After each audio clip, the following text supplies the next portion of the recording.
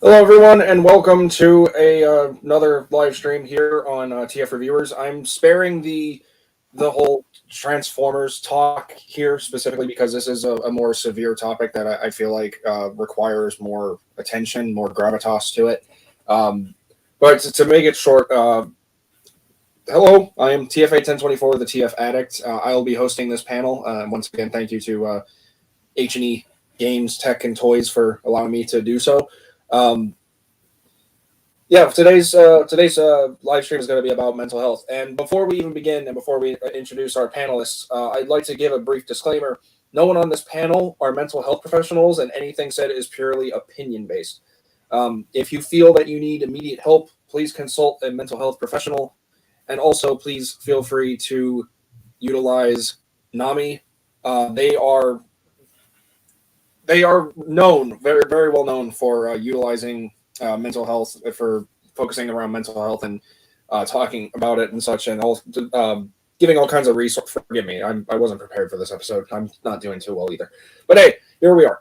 But yes, if you are struggling with mental health, if you have biological mental illnesses through the gene pool and everything, and you're struggling, please use NAMI.org. They have a bunch of resources available, including the new national number 988, which is specifically a mental health hotline compared to a crisis hotline.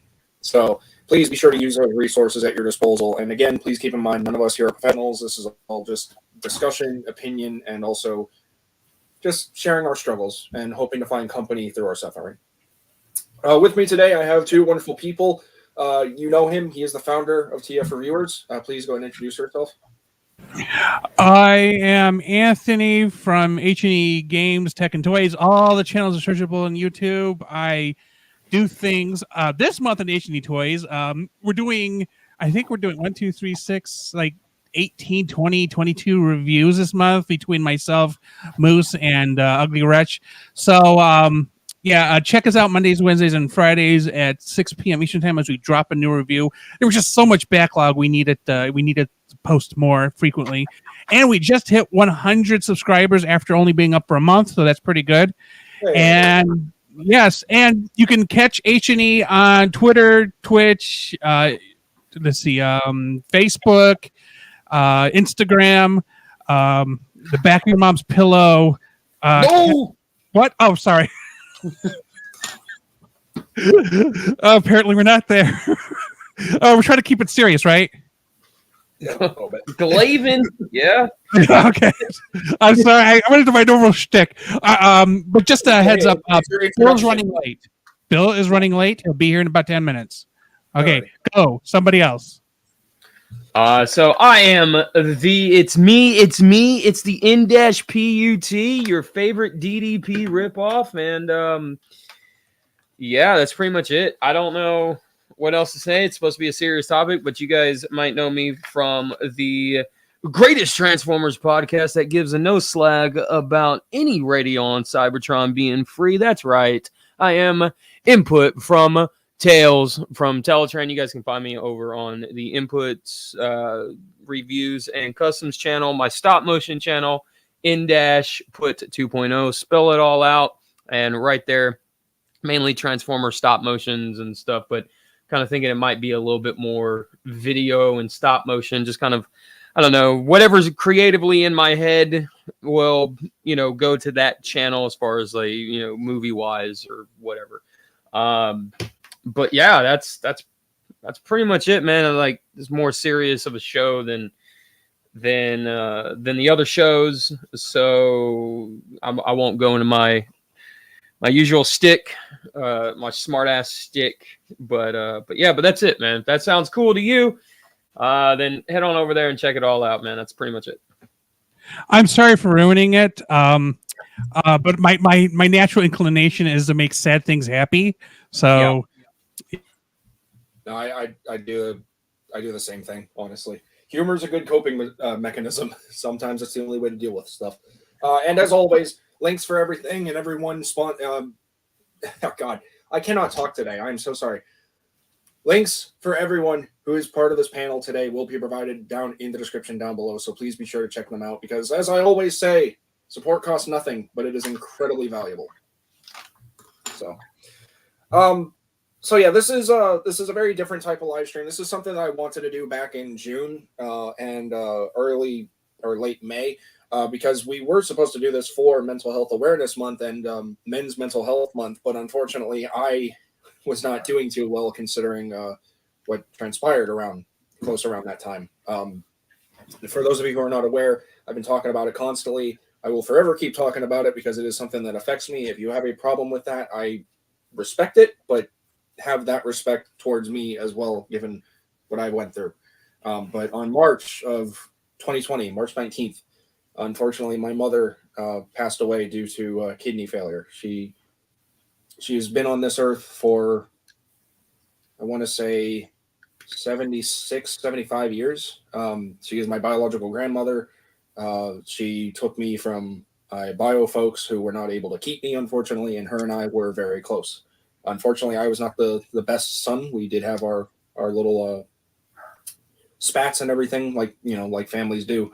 But it's still very much taking a major toll on my mental health every time that month and that time period comes around. So it's been very difficult for me to try to continue to stay strong when all I want to do is kind of crumble, which is sort of what inspired this whole thing, because mental health is health. It 100% is. Anyone who says otherwise either doesn't know what they're talking about or just does not have any consideration towards anyone else's mental health or health in general, because there are people out there every day who mistreat others by ways of narcissism, by ways of manipulation, verbal abuse, jokes disguised, or abuse disguised as jokes. And it all very much takes a toll on you.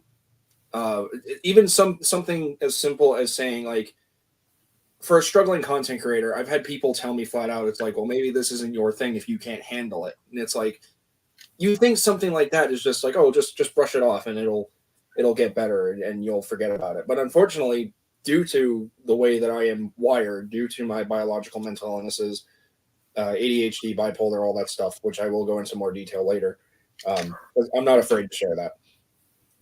That stuff sticks with me. And it always has. Any wrongdoing towards me or said towards me, it stays. It doesn't matter if it happened years ago. It doesn't matter if it happened last week. I remember everything because that's unfortunately been a lot of my life, was a lot of pain and trauma and drama and all that other kind of happy-go-lucky garbage. And the reason I'm bringing this up is because this all ties into what it's like to be not only a content creator, but part of the Transformers community as well, because we are faced with so much ignorance and arrogance by so many different people based on opinions, or difference of opinions, I should say, and based on lack of empathy and sympathy for one another, lack of common decency towards people. It's really unfortunate that this is something that is still continuing. What's really unfortunate and what's really made this even more kind of sad for this very topic is that it took a pandemic to really to show the gravitas of how severe mental health is. And it's it breaks my heart, because there are people out there born with certain things that they can't help, and they are mistreated in so many different ways. There are people out there who are just trying to find their place in the world, and other people are just there to knock them down. And it shouldn't be like that. You know, it really shouldn't. I've been talking for a little while. I feel like I'm talking too much. Because I'm aware that if we let you keep going, you'll kind of ramble on. Yeah. But I mean, you're the one to put this together, so I'm kind of just letting you free roam it. So, I mean, I want to let you get it guys off say your stuff chest. You know, consider this kind of a support group. Although, I would like to recommend that anybody have any questions, go ahead and post them, and we'll talk about it, as long as it's not too personal, because there's just some things that maybe they shouldn't be public, and so we'll try to gatekeep that as it happens, if it happens, because is this such a detour from our normal topic for this channel that I'm honestly not expecting this more to be a venting session than there be interactions from the audience. And for those who do watch it after it's already recorded, feel free to post comments. Just keep in mind some bit of sensitivity on the topic, because this is like a legit real thing. And TF Reviewers was created in the vein of, we're stuck in a pandemic. All of us are stuck at home. No one's going to conventions anymore. Heck, I literally started my job with Nintendo. And in the middle of February, because the virus had hit Japan, they killed everything in Nintendo of America, Nintendo of Europe, Nintendo of Japan. Everything shut down. So I lost my job. I mean, obviously I've gone back multiple times because they've decided that my job is no longer permanent. It's now based on need. So right now the need is seasonal because they're weary of monkeypox now. And by the way, before anybody gets into a conversation about Nintendo, and I understand about the current lawsuits and whatever's happening, Nintendo treated us right in 2020. They tried to bring us back. We lasted 15 days before the pandemic just roared back up, and they paid us all through the holidays. So my experience is different from other people's experience. But now off that topic and back to where I'm going, not all companies have been supportive of their employees during this time, and a lot of us were out of work. So we created TF Reviewers. Originally, it was me, Rodimus Primal, Patriot Prime, Kato, and Bert the Stormtrooper. And then we added other people as we went along, and the goal is to bring us all together in the community. Now, as things have kind of edged off, and at least the main pandemic has kind of fizzled away into the background, and now people are going back out and restaurants are open and jobs are back. We have split off in our kind of disparate groups, where I'm in the group here with TFA and Input and Crimson and Danny. And then there's another group with the guys who are like former military, and there's another group with the guys that do animation, and that's fine. We kind of clicked it off when we're able to now meet in person, and that's great. The group led to that.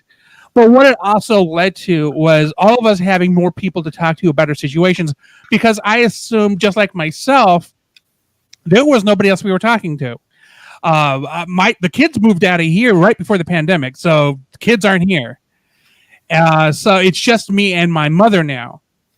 And I don't talk to her about this stuff, and I didn't talk to her about this stuff before. When I moved back in and I started getting this stuff in the mail, I mostly would get eye rolls. So yeah, obviously there is no relation there. I mean, again, like back in the 80s, she was the one that bought me my first Transformers. But even with people around you, if they are not interested in what you're interested in, it's kind of depressing because you're by yourself and you can't talk about it. Well, TF Reviewers allows us to get together primarily in Discord, sometimes Instagram, Facebook, wherever, and we will talk to each other about our common interests and issues that we might have personally. And while we're not going to air anybody's dirty laundry here, no, we all understand that everybody has a psychological needs. And while we may not be able to meet all of them, we do try to help people kind of troubleshoot through whatever their processes are. My personal problem is a little bit of OCD, and I'm hyper creative, and I have a eidetic memory. So what happens is I'll wake up at 3:00 in the morning with an idea, and then I got to push through it. And right now my sleep schedule is I think I fall asleep about 8 in the morning and wake up at 4 in the afternoon, because the last couple of nights I had an idea, and then at 10:30 in the evening I decided, hey, I'm going to go and work on the videos. So here I am with an offset schedule because it was stuck in my brain. I couldn't get it out. And I personally have a habit of writing things down so I can kind of like move past them. But then some ideas are like, oh my God, I got to execute this right now. And that is kind of how my brain works. And the other problem with the eidetic memory is I remember details of things from when I was a year old. It's not photographic memory. There is a difference. I remember kind of rough outlines, basic information, sometimes images. And the problem is I remember a whole bunch of stuff going all the way back then, and science tells me that my brain at some point is going to have a fart of some type, so I'm not optimistic about that because people with super good long-term memories experience mental problems as they get older, and I'm about to turn 45. So while I make fun of Patriot Pride for turning 48 and the other guys who are older than me in the group, I do realize I live with a situation where at some point I'm not going to be as sharp as I am now. And that actually scares me. That is a real fear that I have. And now, so fighting my own thoughts, thinking about the future, it's a whole lot of just things that bother me. And give me one sec. Bill just messaged me. Hopefully that works. I was just gonna. I could shoot him the link. I just did. It's what he asked for. Okay. So I have my own little problems, and now they're not as jarring as other people's problems might be.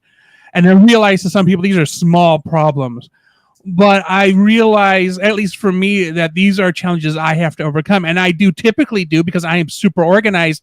I explained to TFA once how I do everything, and I think even input I showed that I keep everything on a list.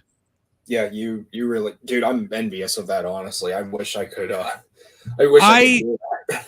Right, I meticulously plan. Videos are done upwards of 3 months in advance.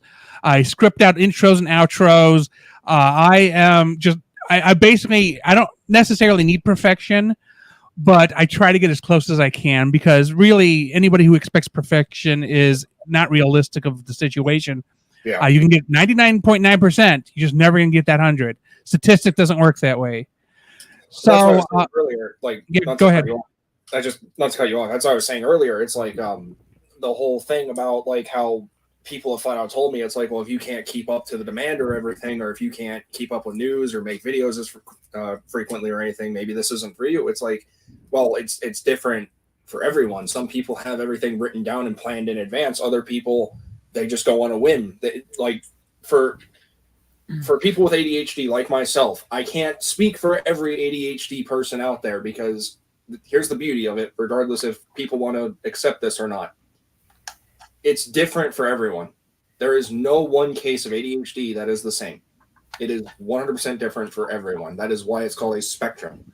For me, I am emotionally invested with literally everything. So if I'm not feeling well, if I feel like absolute dog crap and I don't want to get out of bed and I just end up laying in bed watching cartoons or, barely making a meal or something, then 100% I'm not going to be making videos.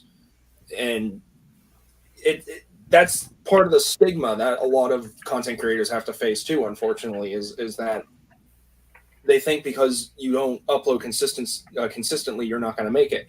And again, that's where I want to say I kind of envy you, H&E, because you're able to like plan all this stuff and follow through with it without letting like your emotions and such get in the way, because that's just how you operate, I forgot to mention it on Vulcan. I want to jump in on that real quick because here's the thing.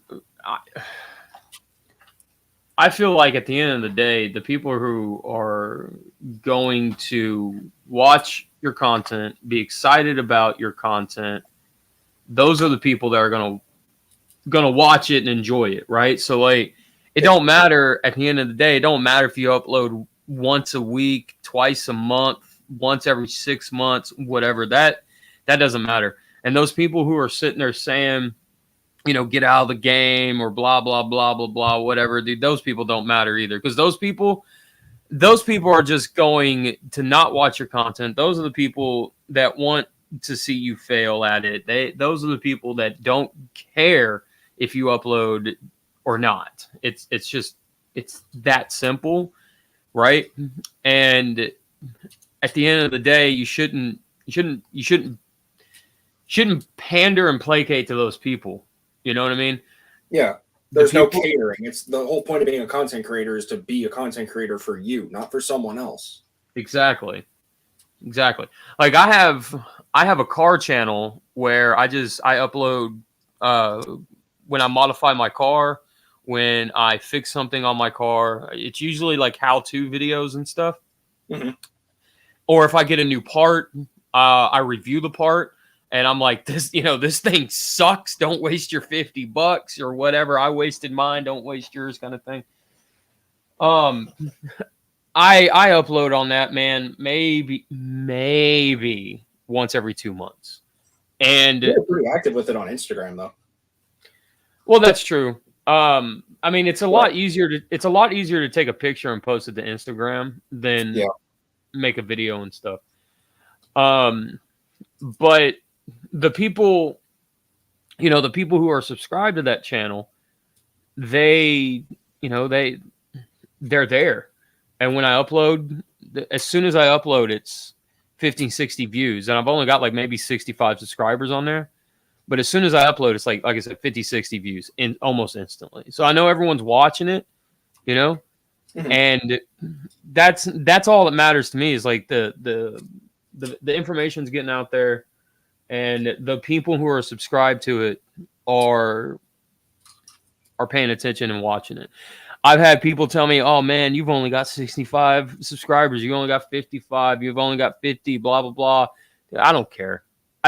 You're not even here. You're not even going to watch it. You don't matter to me, And I've always said, if you ain't got haters, you're doing something wrong, That's very true. That's very true. Welcome, by the way, Ninja Bill. Oh, sorry about that, guys. Everybody who may be joining the show and listening there, and I don't see many comments, but who come along later. I was at a church social buying a tuk-tuk truck because they're cool, and I always wanted one, and now I own one. Hey, I got it for I think it was $170 some. So hey, not bad. I just have to fix the motor. Cool. nice. So tuk-tuk. I mean, I will add to everything too. What everyone's saying is like the pandemic did hell. Went through hell with everybody's mental health. Yep. 100%. Oh, yeah. And it ate through everybody like a cancer. Okay, as far as everyone's mental health goes, and we all have to. I mean, it's I don't know how to phrase it, but like at a certain point, we all have to learn how or figure out how to deal with it and face it and move forward with everything, not just the pandemic, but the mental health aspect, everything to how it affected us. Right. And that's, I guess that would be my advice, I guess, lack of a better term here. I don't know how to finish that statement. No, I think I understand what you're saying, and you're not wrong. The thing with that, though, that I will say is that people make it seem like making that adjustment to like just simply move on to better your mental health is so easy. No, and I know it's not. And look, and I say that from experience. No, I'm not saying you specifically. I'm saying like other people. No. And I agree with you. With you. People will always make it sound like it's an overnight thing. And I'm not saying that. It depends on the person. It depends on the person themselves. Okay. And I don't mean that in a negative way. I mean, people handle it's the same way people handle grief. No one handles grief the same way. Okay. So exactly. Some people may grieve for a few days, a few weeks, a few months. Some people going on years. And so, and in the same way, that's how it works. Like, in my own experience, I was gone from my channel for almost 2 years. I'd upload sporadically over the last 2 years, a live show or something. But, first I had 2 friends who died of COVID. Okay. One very good friend, and she, she left behind, a 6-year-old daughter. So, and there's that happened. One of them, that was just, one instance. The other was a good friend, longtime friend. I've known him for probably, I don't know, 40 some years.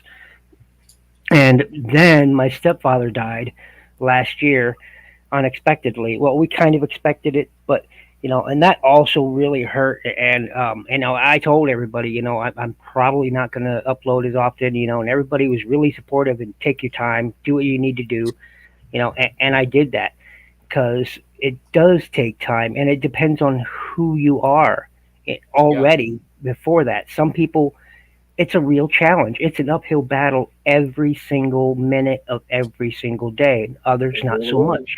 It really Yep. is. I mean, and that's the fact is much less. It depends on the person. Some people can just handle it and put it put it down for a while to accomplish something else.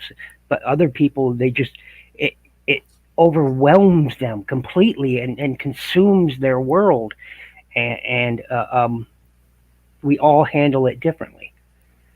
And I want to piggyback off of that a little bit too, because again, as someone who is still currently grieving, albeit a little bit better now, over the loss of my mom back in March of 2019, I've had so many people tell me, especially whenever I had like mental breakdowns, the one phrase that I really wish people would use in a certain way to not make it seem like, oh, this is too much for me. Go be someone else's problem now. And that certain phrase is, you need help. That is a very stigmatized phrase Oh in yeah, terms of mental health. I've heard it so many. What's the rating for this stream, H&E? you, I do what now? What? he was wondering what the rating of the stream is. Hold on. You get one F-bomb for PG-13. Right. I let input have the F bomb on the last panel, so somebody else could say have it this time. Go There for you it. I hear it so many fucking times that it is one of the most damaging phrases that has basically been embedded into my brain. And it's mainly because of the sheer fact that, yes, while I have the same problems or I face different I face different obstacles, but they still pertain that same problematical pattern, that people just get fed up and drop me like I'm just garbage. I've had it happen so many times. I've been personally attacked numerous times publicly, mind you, on Instagram and YouTube and various other medias, and even private messages from other people. But hey, that's just part of the journey, right? It's the internet that makes it immediately okay. No, it absolutely No, does not. the internet's a shithole, dude. That's 100%, 100%. So I mean, anybody attacking or verbalizing or whatever it is they may be doing on the internet, I won't say it's not okay. And people will try to hide it under the guise of, I've heard everything. I've heard people, tell me, oh, back in the day, when you were in your 20s, you guys used to do all that stuff and blah blah blah. But it was like, yeah, but it was a different time, and we had a lot thicker skin than what the internet does nowadays. And whenever we would do that stuff, we didn't go on somebody else's like live journal or MySpace or whatever and talk about the chick's body or whatever. You know what I mean? Like there were people who did, don't get me wrong, sure, but there are also people who would hellfire and brimstone defend that person too, right? But we talk trash because we were friends with each other, and that was something that we did. That's just something that's something that we did growing up, Mhm.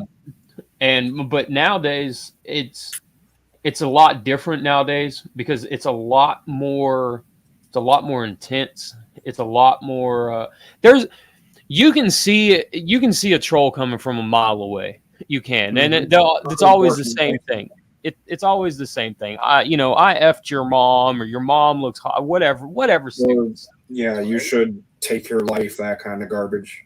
Yeah, like exactly. Like you can see that What stuff coming. kind of person do you have to be to say that to someone and think that that's absolutely acceptable to someone? Like honestly, if you're coming online, you're just saying that, even if it's just to be, oh, it's just a little trolling. Get out. You have no right to tell someone to take their life. Every life on this planet, regardless of what was done in the past or the interaction that you had with that person, does not give you the right to tell someone to take their life. It's disgusting. Sorry, input. I had to just get that out. No, dude, you're good. You're good. Yep, you good. Go ahead, Ninja. No, I was agreeing with you. No. But yeah, I mean, that's, more. you know, like a lot of people will say, you know, use the excuse of it was a different time, and all this thing, and it's like, yeah, you're right, it was, and 100% was a different time. But at the end of the day, you know, times change, Mm-hmm. and there was a So difference. must we. Well, what I'm saying is, you know, a lot of people will try to mimic something that they see in the past that they think is cool without fully understanding or grasping exactly why the person or the group of people or whatever it is may have said it or done it or whatever the case may be, right? Mm-hmm. It's the same thing with fashion. You know, I see a bunch of preppy kids walking around with mohawks, and it aggravates the hell out of me. You know, it's like, dude, that's whatever, you know. It's stuff like that, you know. So a lot of these people, they'll talk trash or whatever because it's perceived to be cool or whatever it is, and it's like, yeah, that was something that we did back in the day, but we had a great understanding of each other, that this was all friendship, this was all kinship, you know. This was, nobody said nothing, man, and you know, and meant it. You know what I mean? Like, we would talk so much trash or whatever. It was all done in like, there was no maliciousness or malignancy towards it. Right, absolutely no malice in it. Absolutely. Yeah. You know, and nowadays it's different because, like you said, the, you know, Joe Blow reviews will tell you to go, you know, to go hang yourself or whatever, and let your dad find you. And it's like, and that's supposed to be funny? Like, it's just like, I don't understand it. I don't see the comedicness into it, you know. It's a similar principle with like someone just picking on you for the sake of your interests or putting you down because you like someone or you like something differently. Like, I've had people in my past constantly make fun of me for simply just being the way that I am, liking Transformers. I've been called, especially in high school, I was called, and I want to clarify this, I'm only using this term for the sake of repeating it. I'm not saying it to say it. I've been called gay for liking Transformers whenever I was in middle school and high school. You said gay? Yeah, gay. Okay. I've been called, again, just saying this for the sake of information and relaying it, not for saying it to be insensitive towards people. I've been called a faggot. It's over interest, over something that I really enjoyed, and quite possibly has now basically become an anchor to making me want to stay on this world, if I'm being honest. Because the thing that people fail to understand, especially with something as passionate, something that you're passionate with, like Transformers or Star Wars or Marvel or whatever it is you may do, as long as it's. I had this thing happen. Look, I don't mean to cut you off, but no, go ahead. There was something similar. I had a friend on social media from high school, dude. Like, I have said multiple times, there's so much on my podcast, on, you know, just on my news live stream, like my Transformer news live streams and stuff. I've said so many times that this house is filled with Dragon Ball Z and Vegeta stuff, right? It's absurd. Okay, the amount of DBZ and everything else. It is over 9,000. And there it is. It's over 9,000. Wow. I'm gonna walk Anyway, into that one. So, and I remember, dude, back in middle school, back in high school, people would make fun of me all the time. As soon as Dragon Ball Super comes out, all these people, I've seen it on posts on social media. Oh man, this is the greatest thing ever. You know, it's so much better than Z. I love Dragon Ball. I'm a huge fan. And I look at those posts and I look at them and I go, really? You're a huge Dragon Ball fan? Then why did you mess with me in high school about loving it? You're telling me that 15, 20 years ago, we could have been friends and bonded over something, but you were too much of a coward to be publicly into it the way that I was. Yep. That's exactly it, too. That's exactly it, too. So I'm going to make this R-rated and be like, fuck you. You know what I mean? Like, and then now you want to come at me and be like, oh, isn't this the greatest thing? Isn't, you know, Vegeta using the Gatling gun again? Isn't that the greatest thing? Dude, leave me alone. Just leave me alone. I don't want to be friends with you. You know, you weren't friends with me then. You were tripping me down the stairs for wearing a Spider-Man shirt. You were tripping me down the stairs. You know what I mean? Like, you were doing all this stuff, and you're telling me this entire time we could have been friends. We could have had something to bond with. That's cowardly. That's cowardly. You should have taken what you were learning from that anime, the inner strength, and been a better person like I was able to do. You know? Yeah. Like, first off, holy No, crap, I'm about that. It's very true. There are a lot of people who, you know, much later in my life, you know, a guy named Larry Hall. I'll just say his name. It doesn't matter. There's lots of them out there. He used to bully the heck out of me when we were kids growing up, because I was a big anime fan even back then. You know, I grew up on Gundam. You know, that's my first love is Gundam. And you know, and I'd go out of my way to find it and watch giant robot anime, and you know, and then Transformers came around in my teens. I'll be honest, I'm old. I was when it came out, I was already 14 years old when Transformers came out. So, so when I say a kid, you know, I I guess I was. You were a kid at heart. You're still a kid at heart. There's no question. Also, before you continue, would you like to introduce yourself and let people know where they can find you? I'm Ninja Bill. You can find me here, and you can find me on my brain is elsewhere. You can find me on YouTube, obviously, as Ninja Bill Reviews, or through Ninja Bill 1000. You can find me on T-Formers as Shinobi Biru, Facebook as Shinobi Biru, and Discord as Ninja Bill. Although I don't use Discord, I don't use Twitter. Although, you know, I do have a Twitter. I have a Twitch account too that I didn't. I have a Twitch I've never used either. I recently got an email saying, you know, from someone and say, "You ever gonna, you know, put content on your Twitch?" And I'm like, I have a Twitch. No, I do the same thing. I had no idea I had a Twitch, but apparently I do. So, although I never post anything to it, I mostly just post to YouTube and Facebook, and you can find an excellent group on Facebook if you join Facebook and use Facebook. You know, check out Shinobi Studios, Transformers, and more. It's a good group.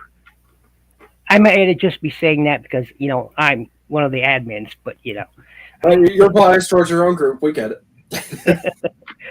Nothing wrong with that, man. You create your own safe space, and that's, you know, that's the whole point of making your own communities, is that it's supposed to be a safe space for people like you, and maybe even introduce it to other people who aren't like you. But anyway, you were saying before the introduction, I just wanted to get that out of the way because you joined and then we never really got to do that. But you were saying, no problem, and thank you. No problem, and thank you. But you know, he constantly tried to bully me, stuff that, you know, and my problem is I was this tiny little, you know, glasses wearing kid that everybody underestimated, and I had a Napoleon complex the size of Mount Everest. I was 4 foot nothing, and with a complex the size of you know, Everest, and somebody so much as even looked at me wrong, man. I was like, okay, I'm gonna have to show him that I am just not the guy to do this to. I'm just not the man. And so I wasn't a bully. I'd never messed with anybody because I hated bullies, and those are the people I attacked. I was different in that, and it was sort of a depressive state where I would worry myself because I was constantly looking for trouble to fill in that void of not being like, you know, more like everybody else. Why wasn't I taller? Why wasn't I stronger? Why, you know? You know, and here was one of these guys who was always bigger, faster, and stronger than me, and constantly pick on me, and he turned out to be genuinely afraid of me. I'd found out much later. I think we were talking once. We'd met each other at an anime convention, and you know, I was staffing it, and he was like, "Bill," and I was like, "Yes." He says, "You don't remember me?" And I looked at him, and I honestly didn't recognize him because, you know, it'd been like 15, 16 years since we saw each other, and he was like, "Oh, and you know, we sat down. I mean, I had never seeing an adult man apologize the way he did to me. But at the same time, I looked him right in the eye and I said, "Why did you do that stuff? Why did you do?" Because it was abnormal to him, and that he was brought up to anything that wasn't like what the neighbor was doing, or wasn't like his parents were doing, or wasn't what his friends were doing. It was abnormal, and he thought it was cool to bully them, to pester them, to torment them because it was abnormal. And then much later in life, as an adult, he realized how wrong it was. But that's because of his conditioning. In a lot of ways, that's exactly what it is conditioning. It's how we're brought up by not only by our parents, but by our peers. And so a lot of people don't understand just how easy it is to be compulsed to or conditioned to act a certain way towards people who do not fit that quote unquote norm. It's always easier to get rid of the one who's different than the one who is the same. Mm-hmm. Always, hands down. Yeah, reject the one that's different, accept the one that's in your normality. And right. That's where that whole thing of like cliques being a thing in high school and everything. Even to this day, people are forming their own little groups and excluding other people just because they get tired of seeing you do you, or they hear something that you did in your past and they're like, oh, well, he's kind of a garbage person for doing that back then. And it's like, past is past. What good does it do bringing up into the present? It just causes trouble. Well, that's a protective mechanism that people have, that humans have. I mean, I'm not defending it or anything. I'm just saying that it sucks. It does suck, Well, because we're built to follow. All right. Yeah. And I'm sorry to say it in that sort of way, but it is because we are a social animal. We really are. Humanity above anything else. We are a social animal. So we have to have connections in some way, in some form, whether they're manufactured connections, such as, I hate to say manufactured ones, but it's true. It is technically true. Like, my love of Gundam took me through a lot of tough times, because people bullying me or whatnot, and how I acted. And original Dragon Ball, that's the one I liked. Original Dragon Ball series, not this. By the way, I just watched Heroes. Good film, go check it out. Anyway, Dragon Ball Super Heroes is a good flick. Inputs probably already saw it. Anyway, it is manufactured because, here I was, it took a show, teaching me, to like myself and to be myself. Gundam was not that show, by the way. That's all about, murdering the enemy. What is the main character from Wing when he meets the princess and he's like, if you talk to me again, I will kill you. That's the first episode. It's like, whoa, bro. 0 to 60 in 2 point nothing, man. Calm down. Hit the brakes a little bit. Like, I'm just gonna blow up you and the embassy with you. Solve the problem. Hey, Hero was okay. I gotta take out that one person. Oh, I'll just kill out the other 100 people too. What does it matter? he's worked. But there again, that's because of his conditioning, and we're all conditioned in some way. And whether it is to be helpful towards other, or to ignore some others, or to ignore problems that are literally standing in front of you, it's because we are conditioned that way, and we're conditioned that way as social animals, because it is our family and our peers who direct that conditioning, and that's an absolute truth. It's an absolute truth. We are conditioned in our own way, and allow ourselves to be conditioned as well. Because we're social animals. It's psychology. It's the basic tenets are there. I want to get this out before the stream ends, because normally, like, during live streams, I always have something in the back of my mind and I forget about it. But no, go for it. Like I said, I don't know how long this is going to go for. I wanted to aim for like maybe an hour, 2 hours, depending on how long you guys want to go. So that's kind of just the time frame that I'm working with. Okay. Unless people are against it, then that's entirely up to you guys. But that's just what I'm aiming for, because I feel like there's a lot to say, and there are a lot of people. Well, lot of people for this topic anyway that have a lot of stories and such to share. Plus, we have the audience as well in case they decide to talk about stuff. So, but yeah, please.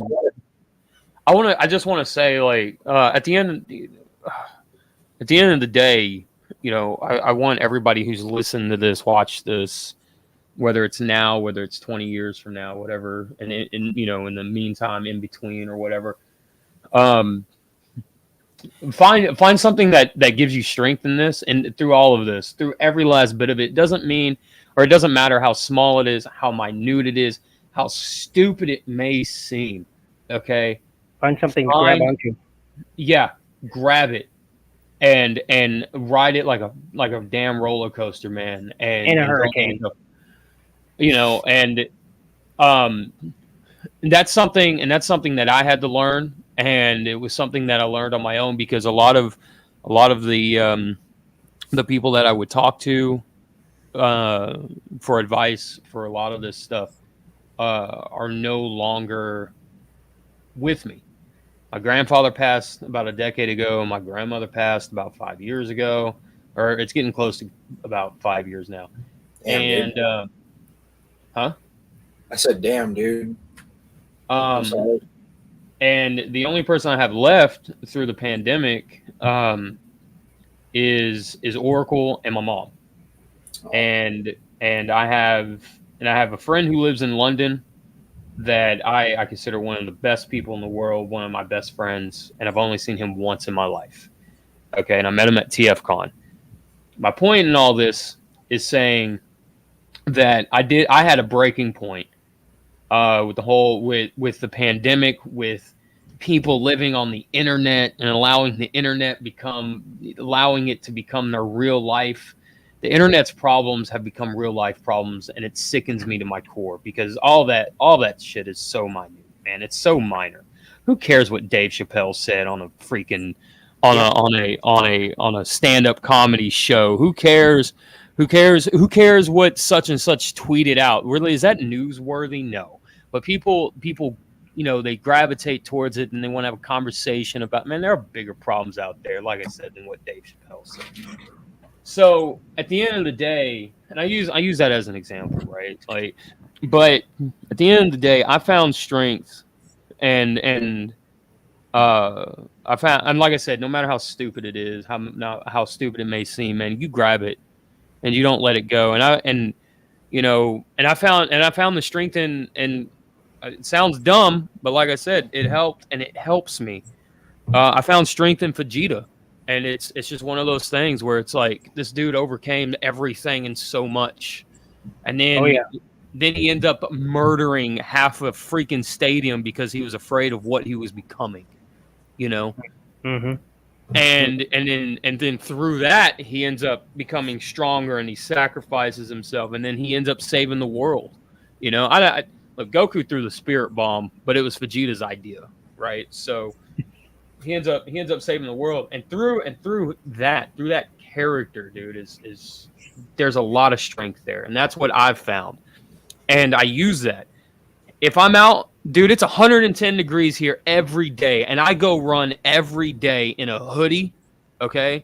And there are days where I'm like, God dang, man, the humidity is 100% on a 110 degree day, okay? And it sucks. And there are days where it's just like, I can only run. I run a mile and a half, and then I'll walk that other half mile, right? But there are days where it's like, God dang, man, I can do half a mile before it's just like, I'm dead, you know, just from the heat, the humidity. But I don't stop, man, because of that. Because it's in my mind, it's in my head. Like, that's my strength point. That's my anchor, right? Right. If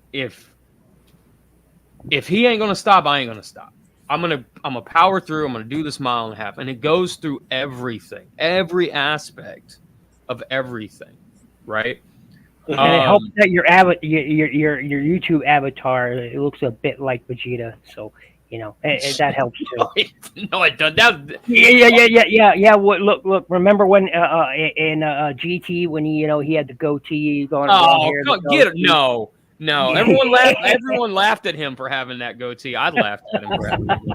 And JJ, by the way, sorry I didn't mean to cut you off. And JJ, it's good that you get those toxic people out of your lives, because if you Yeah. allow them to remain, Yeah. that brings you down. That brings you down. So it's good to hear that you've because toxic people can hurt you in ways it's insidious. A toxic person can either be right out front about things, or they're insidious in that Yeah. way, because it's There go toxicity is disguising. toxic.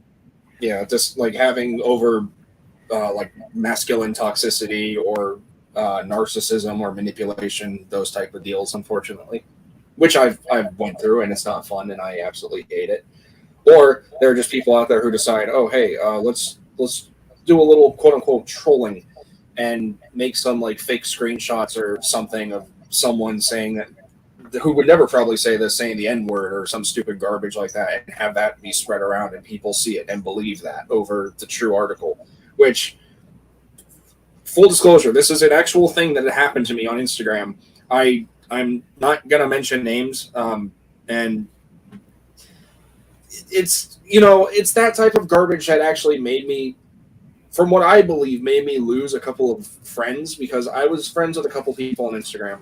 I mean, I'm still friends with a lot of people on Instagram, but there were a couple on there specifically that I thought I genuinely made a good connection with, and I don't know if it was my outspokenness about my mental health and how I'm doing on those days, if it's the fact that people think I just use Instagram to bitch or cry on, which, first off, who are you to tell me what to do with my account, and what gives you the right to make fun of it? If it benefits me, it benefits me. If it doesn't benefit you, leave. It's that simple. And it's garbage like that also really like puts people in such a negative mindset and really affects their mental health, because there are people out there who will deliberately do and say things about you that other people will believe without not even approaching you. And unfortunately, JJ, I'm sorry you had to go through that. I've been through that too, and it's disgusting. That's something that shouldn't happen, but it does, and I will never understand why. And I've said this before, man. If nobody comes to me for the second side of that story, screw them. I don't want to have anything to do with them, and I won't reach out to them. I'll just cut them off, and that's it. In the conversation, I won't look back. I won't have anything to do with those people. And it doesn't matter. It can be as small as, man, it don't matter, dude. It can be somebody on Instagram. It can be somebody in real life. It doesn't matter. It doesn't matter at all. They're done. Because at the end of the day, if you've already made up your mind about, if I put everything out there, the type of person that I am, if I put myself out there and I'm 100% genuine with it, and you believe me and all this other stuff, and then all of a sudden some dude off the street or off of somewhere else comes up to you and says, hey, he's into like, little kids or whatever it is, right? And you believe that, then I don't want to have anything to do with you to begin with, because that brings the toxicity, that brings the emotional side of it, that brings the anger, that brings a lot, just on down the list, right?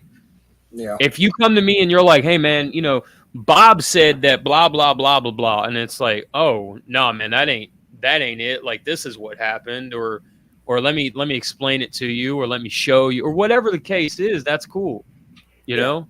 And then if you want to stay friends with both of us or the three of us or whatever, that's cool too. I don't care. But the fact that you didn't come to me, you're gone. It's that simple. What makes that difficult though for like, and I'm not trying to sound self-centered when I say this, but I'm pretty sure there are other people out there who can relate to this. When it comes to situations like that, for certain people like myself, who was unfortunately a sheltered child, I didn't have a lot of friends growing up. I was pretty much always in my room playing with my Transformers or just staying in the house with my mom and dad. Losing those people when you genuinely think you have a connection with them and wanting to just try to make that effort to fix things, like even if it was something over a lie, it's always no. That's And And I get what you're saying. I get it. I do, because I kind of grew up somewhat sheltered and stuff too. It's just let me just end like I've just gotten to the point, dude. I'm too old to care about that, man. You know that's the truth. That's what it is. I'm too old to have the drama, to have the worry, to have the BS that comes with it, all that stuff. I'm just too old. No, I hear that. I hear 100%. Oh, I knew that. I felt that way. You know.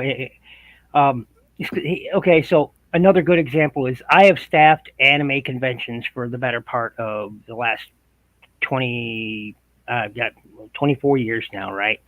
And there are a lot of people, and I hear it every year. Every year I was there that I'm too old to like this. I'm too old to be there. Yeah. I'm too old to enjoy this, or you know, I'd be walking by and people You're were a like, big kid. "Who's that old guy, and why is he here?" And I'm just like, because I happen to like the same thing you do, and if you think that, you know, when you're 30 you're not supposed to like something anymore, or when you're 40, or when you're like me, 50, now 52, you know, then you don't care about it at all in the first place, because you put a limit on it, and the minute you cap yourself, like you put a cap on it, that's when you done yourself a disservice. So if you enjoy, sorry, I don't mean to cut you off. I was just because that's more so like societal based stigma though, because or societal based normalized stigma, because it's like people think as soon as you're an adult you have to give up doing fun things, even if it is quote unquote targeted for children. You know, it shouldn't matter. It's like you're here on this planet with as much or as little time as you are given, because we all know the phrase "tomorrow is not a promised day."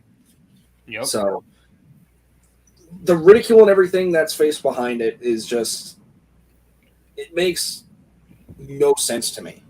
And that's why because I recently went to Tampa Bay Comic Convention about last weekend or the weekend before.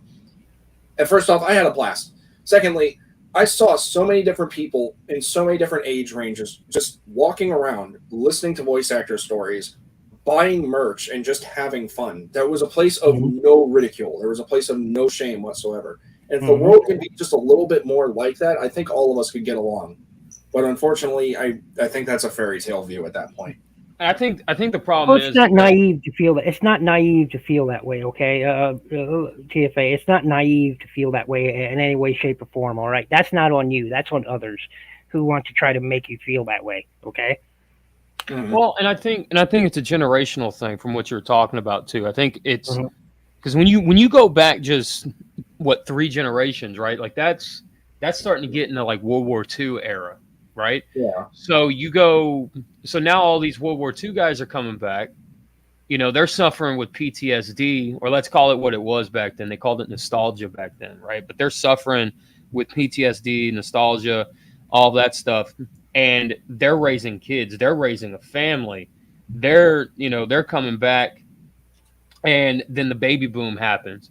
And then they're raising their kids and all of a sudden, you know, the 80s happens, and then now they're allowed to advertise with, you know, 30-minute commercials called cartoons, you know? Yeah.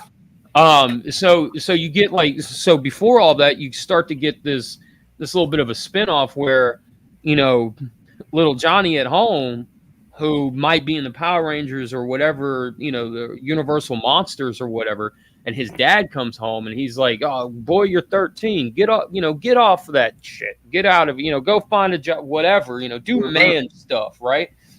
And okay, fine, and you know, but that bleeds into the younger brother. That bleeds into all of that.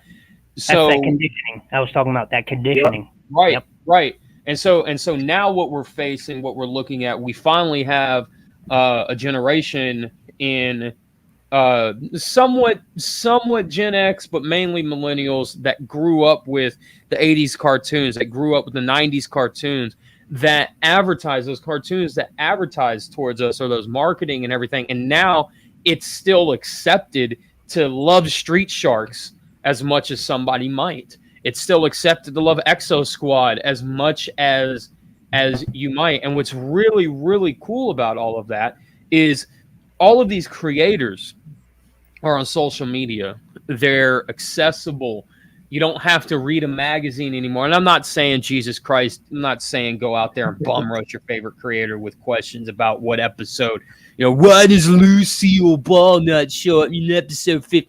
Dude, don't hit them up with the pony and dance show, right? But what's really cool is like they're accessible now. You don't have to read a magazine. You don't have to wait for the newest issue of Wizard magazine to come out with the interview with Todd McFarlane. The next new episode of the latest show or anything. Right, exactly. So it's something that's really, really cool. Unfortunately, there's a lot of people that have infiltrated, so to speak, right? A lot of this stuff, and they want to see it fall, they want to see it collapse, they want to bring it down with their negativity or this or that, whatever. Why is this character black? Well, what does it matter to you? Honestly, you know what I'm saying? I've seen so many people react over crap like that. Like Exactly. Transformers Cyberverse, the fact that a lot of the Seekers are female apparently was yeah. an absolute, travesty against God himself, for something Well, apparently. I don't personally get it, but I was like, really?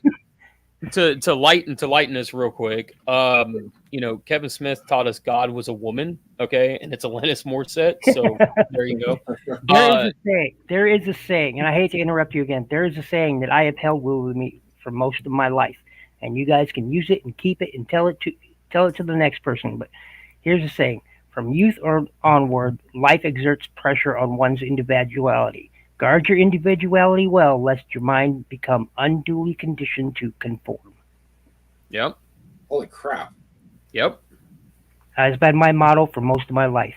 What a big word. I like it. And it was by a Chinese philosopher. Go look it up. But also, with all that said, it is a different time, and times they are a changing, and I think the times are coming because of it. I think times are coming with a lot of knee-jerk reactions, and that's really about it. We should be going. Go ahead. Go ahead. No, you go ahead. No, you go. No, you hang up first, baby. Neither one of you two are going. I'm going. No. I insist, but you go ahead. I insist. No, my Southern hospitality would not allow it. I insist. You go first. Okay, we all right. Pistols at noon. That's it. No, go ahead. No, what I was gonna say about that too is like the whole thing about millennials and then like baby boomers and everything like that. I want to first off give a major shout out to my dad, who I now deem as the TF Dadict, just because I wanted to give him a name as opposed to, yeah, it's stupid, but it works for him.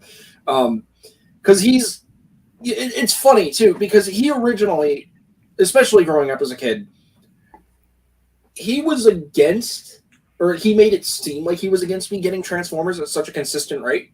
And mainly it was because my mom spoiled the crap out of me, because long story short, her tubes are tied. She wanted a boy. Bio mom couldn't keep me. So then grandma swooped in and took baby from nest and then nested me herself. But I was getting them so much and so frequently. And my dad would always be like, well, don't you have enough? It's like, well, I don't have this one. I don't have that one. I need this one to fight that one. And I don't have this full team. But as I grew up, something that I noticed more and more is while he would say that every now and then, and it turned into teasing eventually, he never fully said, I do not accept you doing this. He is a prime example of how a lot of people from that time period should be. He's actually been very adaptive with things nowadays. Because I'll tell you flat out, growing up now, from 26 going on to 27 this October, for the past few years since I've left high school back in 2017, being a caregiver for nearly 13 years, or over 13 years, about to be, one thing I've always constantly berated myself is that I always told myself, or this little voice in my head always told me, you are a disappointment. I've always felt like that. And cut to a year or even the year of when my mom passed away, and I asked my dad flat out, it's like, do you accept me doing this? Like, do you look at me and you think that's my son, or do you look at me and think you are an absolute disappointment? He told me he accepts it flat out. And because sometimes we have to have that conversation with the ones we love. And people listening in is sometimes you really just do have to have that conversation because nobody can read minds. It really. Sorry, go ahead. I was just going to say, and I think the other thing too is the a lot of the times people don't take into consideration, the time frame that the other people came from, and what in that regard, and vice versa to that, what the time frame, what these other people are going into. And with that all being said, I've always found that parents will always, for the most part, accept their kids for whatever makes them happy. And when they were growing up, they were told happiness is white picket fence, 3 kids and a wife, Yep. And then when they found that, when they got that, they were ecstatic. So when you get to the point now where happiness is what it is, whether, just all over the place, and it's so widely accepted to be all over the place, that sometimes those conversations are a must just because of, what the parent, the era and the generation that the parent was from, And keep in mind, this dude, I mean, he was definitely in a different time period. I mean, he's 84 currently, so that says pretty much how old he is. I mean, he was born in 1938. This dude's seen a lot.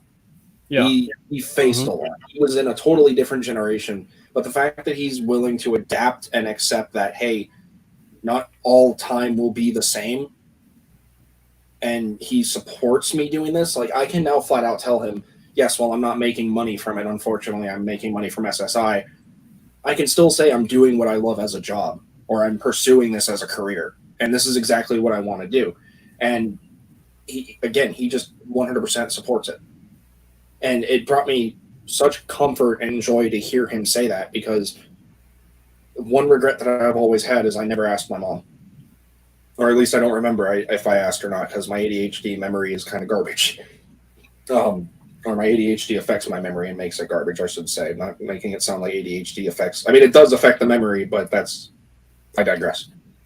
And, like, this has been such a big part of my life, growing up from 6 years old to now being 26 years old, and discovering as to why I've been clutching on to Transformers so much is because I came to the realization one day that this is the one thing in the world that has never hurt me. I mean, yeah, the death of Optimus Prime and everything still traumatizes me and makes me cry like a baby. But in generally speaking, in the reason... It doesn't maliciously go after me. It doesn't put me down. It doesn't make me feel like I'm all by myself. I mean, even watching Transformers Cybertron on Pluto TV or on Transformers TV on Pluto TV, and hearing how the Autobots interact with one another and how it's like a really good example is the one episode where Scourge is trying to challenge Optimus Prime, and then Hotshot steps up, and then Leo Breaker steps up. It's like, it's that kind of support that I've longed for so long, and unfortunately, and I hope I'm not saying... Because they were moments of peace for you. They were moments of engagement for you. Engagement, you know what I mean by engagement. There were moments where you engaged with the characters, and the characters engaged with you. Maybe not so much verbally, but on an emotional level. By the way, I do have a degree in sociology and psychology. So if it sounds like I'm speaking because I know these things, it's because I do. No, I never doubted it. And I've had a long life, so there were moments of engagement for you, and that goes with a lot of people, including myself. When I grew up, we watched Hong Kong Phooey, which I still love to watch. Hong Kong Phooey. Heck yeah, man! Jabberjaw, Jonesy and the Pussycats. You know, that was the era of cartoons I grew up with. Godzilla. You know, Godzilla. Man, was you're talking to me right now, man. No one else is in the from the depths, 30 stories high, breathing fire. great cartoon. And Godzuki in that moment. Godzuki. Great stuff. But you know, they engaged me, and I engaged them because of it. Because it spoke to me, you know, and all those, like, even like with Scooby Doo, and you know, the team came together to solve these problems, you know, and it wasn't just the moral of their stories; it was the characters themselves. I engaged with them, and they, on an emotional level, engaged with me, and so it sticks to you. It helps form a part of you and who you are, and everyone needs something like that, and you know. I, as a caregiver, as you know, I take care of my mom now. I've been doing that for the last 2 years now. Well, a year, 2 years since, yeah, no, actually, probably closer to 3. I was originally taking care of my stepfather and my mother, but now it's just my mother because he passed on last year. But well, it's I'm not as overwhelmed by it as I was last year. You know, but there again, I grew up where how do I say this? When I was growing up, I learned early on to compartmentalize my emotions. Okay, because you know, they tried everything to, you know, to calm me down. They put me on Ritalin, for crying out loud. That was the cure all apparently for kids back in the day. Was put them on Ritalin. My mom, they told my mom to put me on Ritalin. My mom was like, "He's 4. Why does he need He's supposed to bounce off the walls, idiot." Heck yeah. So, you know, yeah, exactly. So, you know, they tried everything, but, you know, it took me engaging with cartoon characters. That was where you know, I lived with my grandparents. So what it was is I didn't actually know who my mother was until I was 15 years old, because I was put in foster care real early. She, you know, it was during a time where, you know, single girls. My mom was 16 when she had me, 15 when she had me, something like that. So, you know, that it was normal back then. Okay, Yeah. this is the 60s and 70s. You know, late 60s. I was born in 1970. You know, the year the Kansas City Chiefs beat them Green Bay Puckers, as I like to call them, and won the Super Bowl. Never to happen again. Thanks, man. Really, thanks. Just kill the illusion. No, I don't yet. No, that's okay. I know it too. It's just, they choke so often. Anyway, I digress. You know, so I learned to compartmentalize my emotions as I moved from foster home to foster home, because people don't understand. In foster care, there's not a lot of parents who just care about the kids. There are some. I'm not saying there are some who genuinely love those children, but you know, when you living at a foster care center, you know, with you know 12 other children, you know, they can't take the time to, you know, individualize you. They can't. Yeah, So they can't really like know you in a certain way that a mother or father would to that degree. Exactly. So as a kid, I learned to identify and engage with the cartoons I watch, because to me, as most kids are, those characters are very real to them. You know. I mean, I flat out said it. Like, sorry to cut you off. I flat out said it before. Like, I treat Transformers like they're my family. Like, honestly, they're characters I relate to. They're ones that have been with me through thick and thin. They're ones that have actually pretty much kept me alive, because I will not deny it, and I'm not afraid to share this. I've attempted a lot in the past to simply just off myself, to just take my life, and it was always at the really lowest moments, like the lowest moments where I just constantly hear that one voice just get louder and louder saying it's like, you're worthless, you're disappointing your parents, you should just leave, you'd be better off gone. And it took Transformers to just kind of pull me out of that. Now, don't get me wrong. I reached out to friends and loved ones, and unfortunately, a lot of those said friends, or at least former friends and loved ones, ended up just kind of throwing me to the side because they got tired of the same old shtick, and then gave me the whole, "Oh, you need help," and they thought, oh, "Okay, make it someone else's problem. Don't take the time to listen." And something I've seen also recently is there are posts that I follow, or accounts that I follow on Instagram, a lot of self-help stuff. And one phrase has always stuck out to me as of recently is that I would rather hear your suffering rather than hear or attend your funeral. Yeah. And I love that.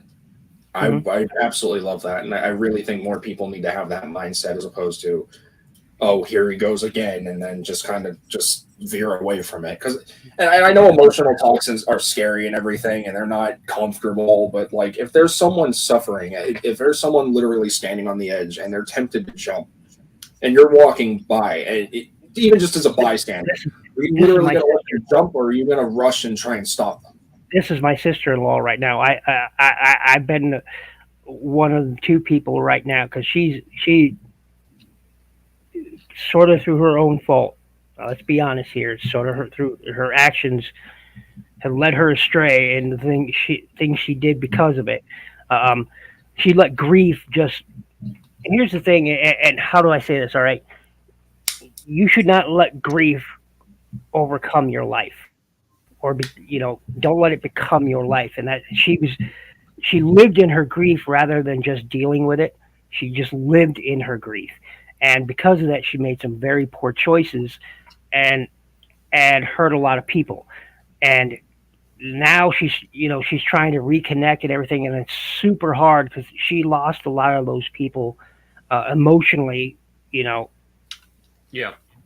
because she drove them away. She literally, because she just let her grief over the loss of her father overcome her so much that she just aggravated, abused, and pushed people away from her because she let that grief consume her, and it's through her own fault. But now she's at a point where she's trying to reconnect, and a lot of these people, like in her family, just don't want to. They just don't. They don't want to, and she's having a hard time with that.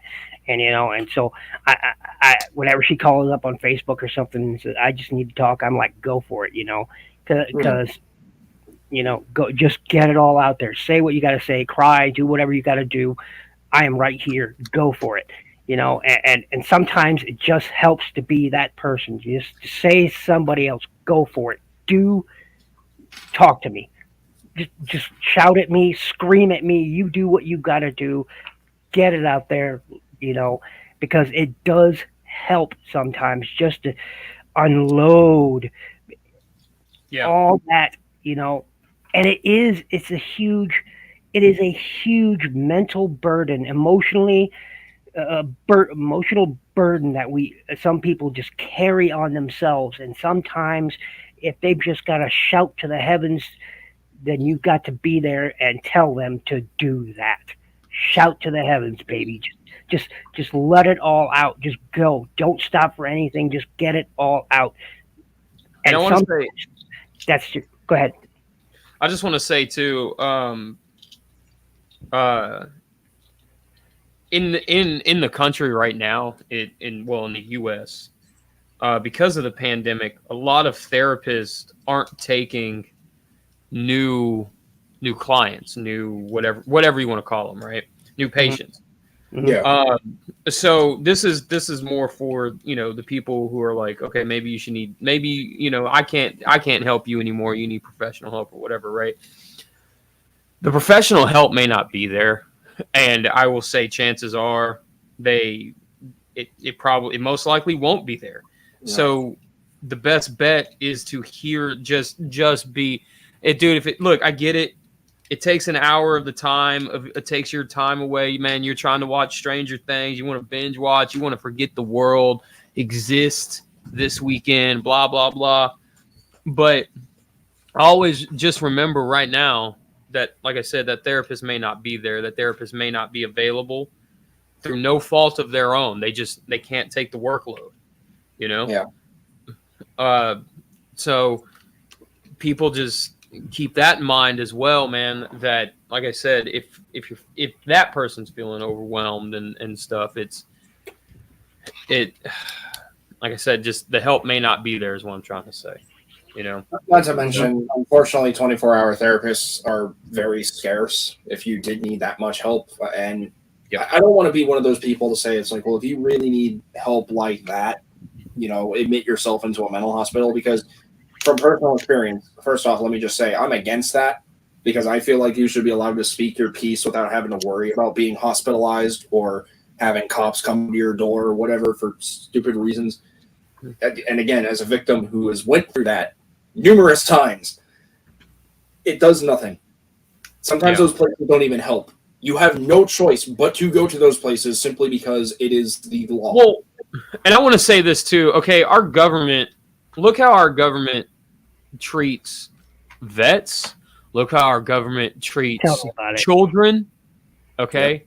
Okay. If you really think calling or sending somebody or whatever, or forcefully, if you think that's going to do them any good, like I said, look at the vets, how they're treated. Look how children are treated in the system that get into the system. Look at any mental, not mental health, but like any mental, handicap, person, whether mental retardation, mental whatever. I mean, anything. Look how those people are treated. Look how all this stuff is treated. Do you really think the government gives two damn about those people that you're going to send to the mental hospital or anything like that? No, they don't. Okay. You'll be lucky if you go to a facility and the staff and everyone actually genuinely cares about you. I've been fortunate enough to go and have that, because every experience that I have had where I did get hospitalized and I had to stay there for the 72 hours. And if it was a repeated thing almost every month, I'd stay there a little longer. Sometimes I'd be there for a week. Sometimes I'd be there for almost 2 weeks. And ended up going to a point where I had to get stuck in a residential treatment facility when I was like 12. I stayed there for 9 months. I was supposed to be there for 12, but unfortunately I was, let's just say I was assaulted in a way that I prefer not to disclose publicly, but if you get it, you get it. It's disgusting shit. But yeah, not all, and that was only for the children's unit, mind you. For the adult unit, it was such a shift. And I was not hospitalized until I turned 20 or 21. So I had a nice break period. I was 18 up until 20, 21. So I was there, but until my mom passed away, I was like, yep, nope, I ended up going back. Because people, and I want to also say this too, to the people who did do it, if they are watching now, if they aren't, it doesn't matter to me. But to the people who did it, yes, you saved my life, and I very much appreciate it. However, the next time you hear me venting, or it sounds like I supposedly have a plan to take my life, which first and foremost, I never do. I talk. I say, I should phrase it as like, I feel like I want to go. But, don't be so quick to jump the gun and immediately go to that option, because that is probably one of the more damaging things that you can do to someone. Because again, this is where I say that whole thing, it ties into you're making it someone else's problem. Because the whole professional help thing too. First off, I can't stand that. Like, yes, there are people out there in the medical field or in the psychology field who are more equipped to handle that type of stuff, but it doesn't mean it's always the best fit. No, and it isn't. It isn't. Because again, everybody is. This is the thing that a lot of people just don't seem to grasp, is that we are all different. Not one single person was brought up exactly the same way. Not even if you're siblings and were brought up in the same house, you'll have different viewpoints based upon how you were interacted with.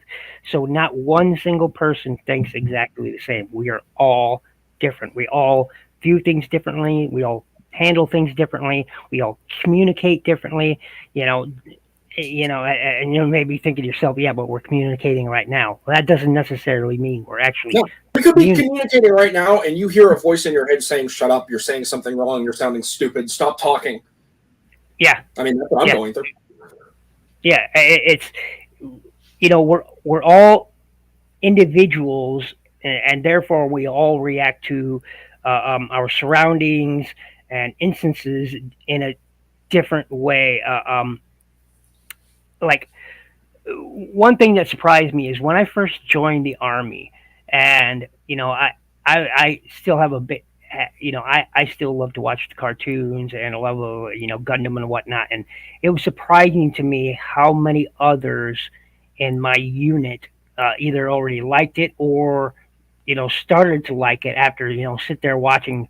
I'd sit there, brought my pirated DVDs. Yes, pirated. I said that. Yeah, yeah, you downloaded, onto it and burned onto a DVD. So, Was it so, legal? No, but so you're the person. So you're the person who would steal that car, huh? yeah, sure, why not? To be honest, everyone pirates something at one point in their life.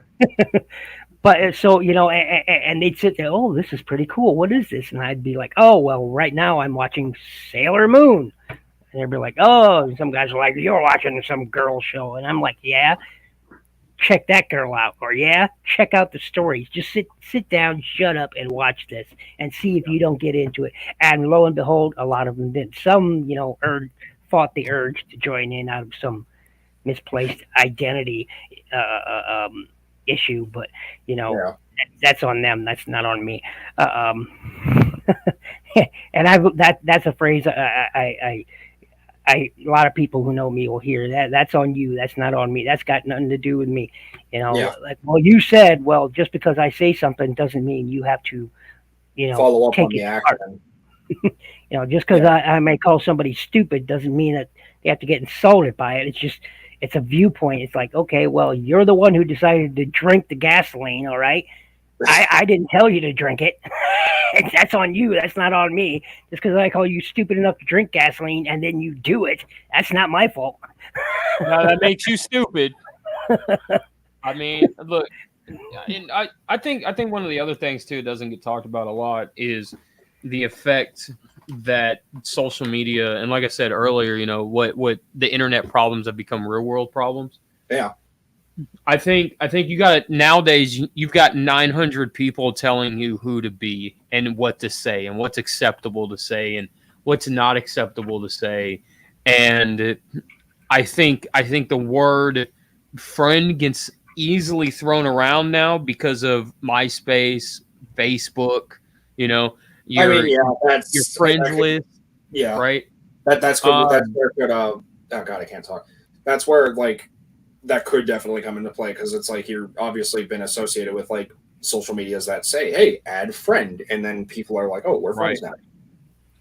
Right, exactly. So, be you and find yourself. Don't let anybody, nobody should be out there telling you who to be, what to say, what's acceptable, what's this, what's that. Just go out and be you, and if it feels right to you, then it's not wrong. You know what I'm saying? Yeah. Mm-hmm. Like It's no different than like. Sorry to cut you off again, input. no, you're good. I was just saying it's no different than someone saying like, you're pretty much like throwing the age card at you, like, oh, you're this age and you're collecting toys and you're spending. It's like, why is any of that your concern if A, I'm able to pay my bills, B, I'm not hurting myself or my family financially, and C, why the hell should you care? Right, exactly. What does it matter to you? Exactly. Is what I do affecting you negatively, impacting you negatively, or hurting you in any way, shape, or form? No, then shut up. Live and let live. If you are not doing anything that is harming yourself and or others, let it be. It doesn't mean go around and talk shit about someone just because they're more outspoken about crap like this, or that because they whine on Instagram and then get a toy the next day and it makes them happy, that automatically means, oh, he's just doing it for attention. No, it means that people are legitimately having shit days, and that's kind of the only anchor that they have. Again, I've said it before. Transformers are it for me. This is all I have. Like, and when I say that, I mean as the only tangible thing that I can actually hold in my hands. People, unfortunately, are going to come and go. And it breaks my heart every time I have to say that. I can't tell you how many times But that's a fact of life. Yeah. Wait. But I can't tell you how many times I stay awake at night and just worry myself to death about my father passing away and then just being alone in this house with him. I learned a long time ago, and it's different for everybody, but I learned a long time ago that all things pass. And that's a fact that we just have to deal with. All things pass. Um, it's a simple truth that I learned a long time ago. You know, because my dad was my real dad, not my stepdad. I'm not a huge fan of my real dad, but he was in Vietnam, and I was 4 years old at the time, and so Nam was a very real thing during that time. Uh, uh, um, and he says it changed him, but I don't think it changed him that much, uh, um, because I remember what he was like. I'm one of the few people that I can remember most things from when I was really young, but then I have blocks in them because I had a stroke, and there are memories that are just gone now, and people will be sitting there like even my brothers will be telling me about something that happened, and I'll look at them like I was looking at pastry in a wall, and so I'm like, what? I'll have no idea what, because that memory is just gone now. It's obliterated. Neurons don't exist there anymore. But I feel that. It's hard to describe. It's hard to describe. I'm sorry. I sort of just kind of forgot where I was going with that because it's kind of hard to describe. No, it's good. I go through similar things like that. It's difficult to process a lot of things, and I don't know how to describe it. I'm trying. No, never mind. Continue. Someone else go. No, I get those a lot too. I mean, I'm kind of like that during this whole stream because I do a mental health live stream called "I Still Function" based on the iconic phrase that Megatron said, and those are very impromptu. So during doing this and not having anything prepared, just going off the handle, I get it. But yeah, I will just say this, if it's not obvious already. Mental health is a thing that exists. How you interact with people, how people interact with you, it all plays a role. Mm-hmm. You can have someone be one of your best friends and they can end up wearing a mask and talking shit about you behind your back, and you will never know. Yeah. No, that's or fact. you can genuinely have support and actually relish in that fact and have that comfort of these are people that actually care about you, but you may also be suffering from maybe I don't care about myself. And I'll flat out say it. I suffer from that a lot. These guys, I've talked to these guys behind the scenes a lot every now and then, and they know. Well, they know some stuff, not all of it, unfortunately, but it's very real stuff. And it's something that should definitely be considered and accepted nowadays, because like I said, it took a freaking pandemic to make this actually be more severe compared to what it used to be, because every time you would say, back before all that happened, it's like, oh, I have ADHD, or if I have depression or I have anxiety, it's like, oh, just get over it.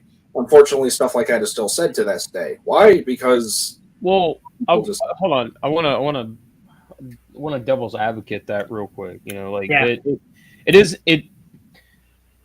is a different time, because even back then, you didn't talk to the people because way back when you didn't have a choice but to get over it, and that's how people dealt with it. You didn't have a choice just because of the way the army has a saying, "Suck it up and move on." That was how I was. That was how I was raised. Suck it up and move on. And there wasn't a understanding. I mean, like I've said, dude, PTSD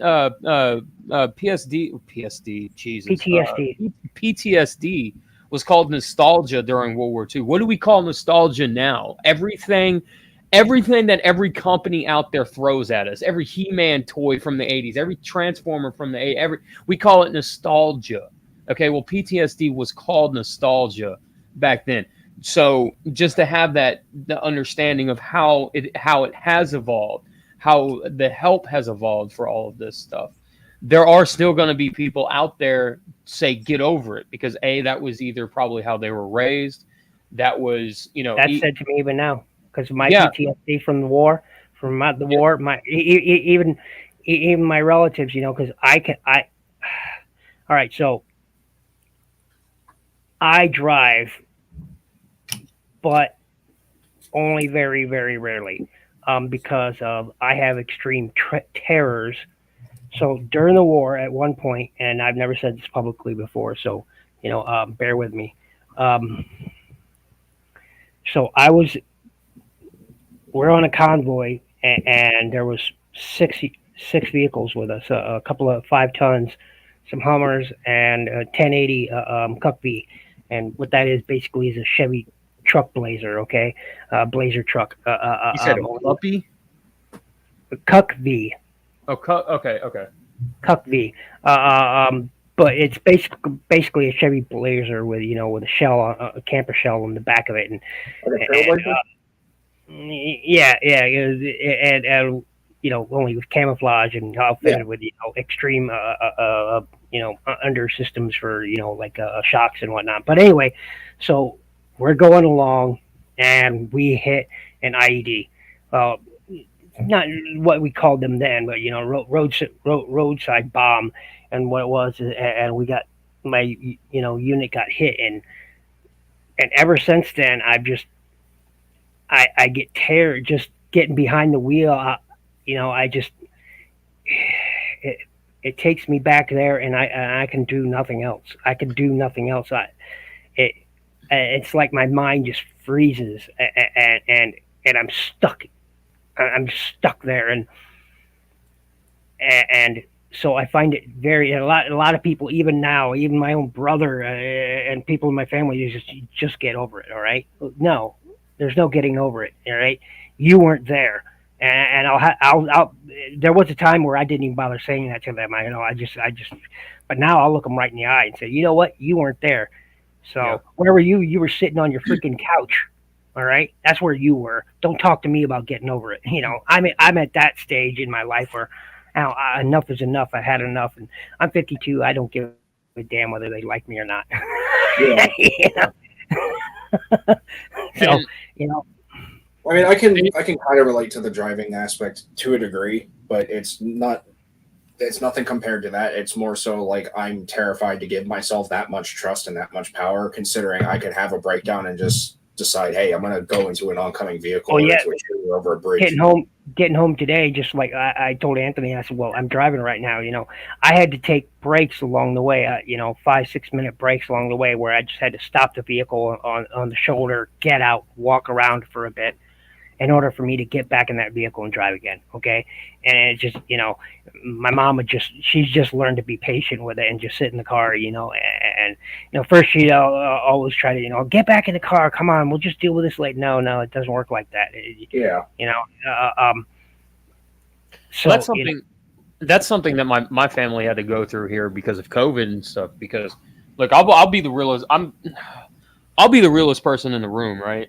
And I'll say this: throughout COVID, anytime that we would go anywhere, grocery store, Target, to get whatever we needed, wherever, right?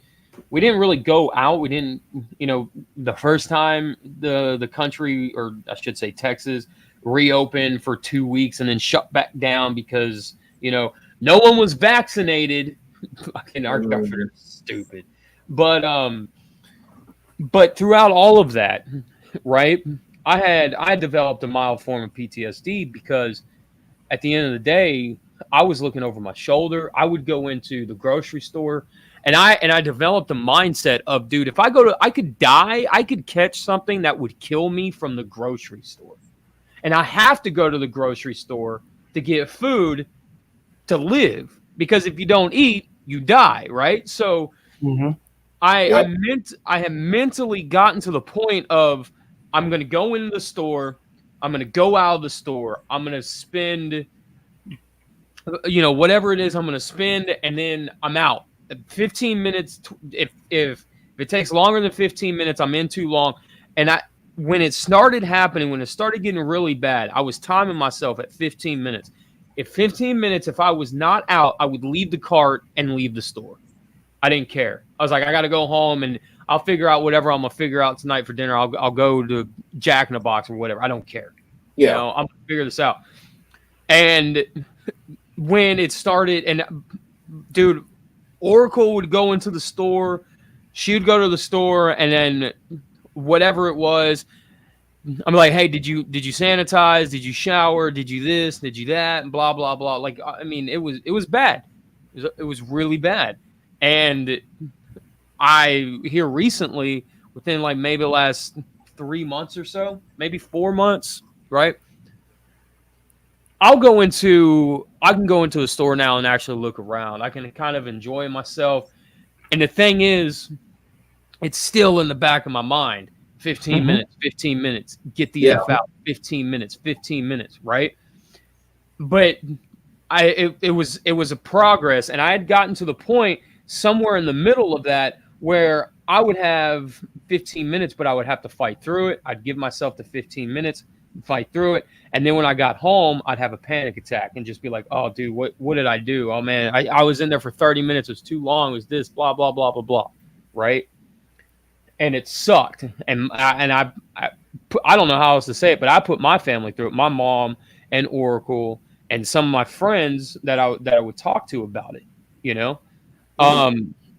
And it sucked. And I'm just like I said, within the last 4 months or so, give or take, I'm going to the store. I'm going to the grocery store. I'm going out again. Like, we're going to Austin. We're going to Dallas again. We're going to, and I don't mean like we're going to go to Austin for an hour and then drive back. You know what I'm saying? Like, we're going out. We're having. Yeah, you're staying there for a little bit and then.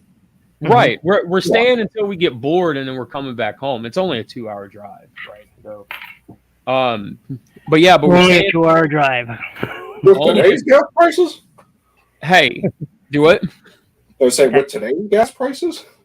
Oh yeah, dude. It costs $150 to get there, to drive there. But And yeah, now I have a tuk-tuk.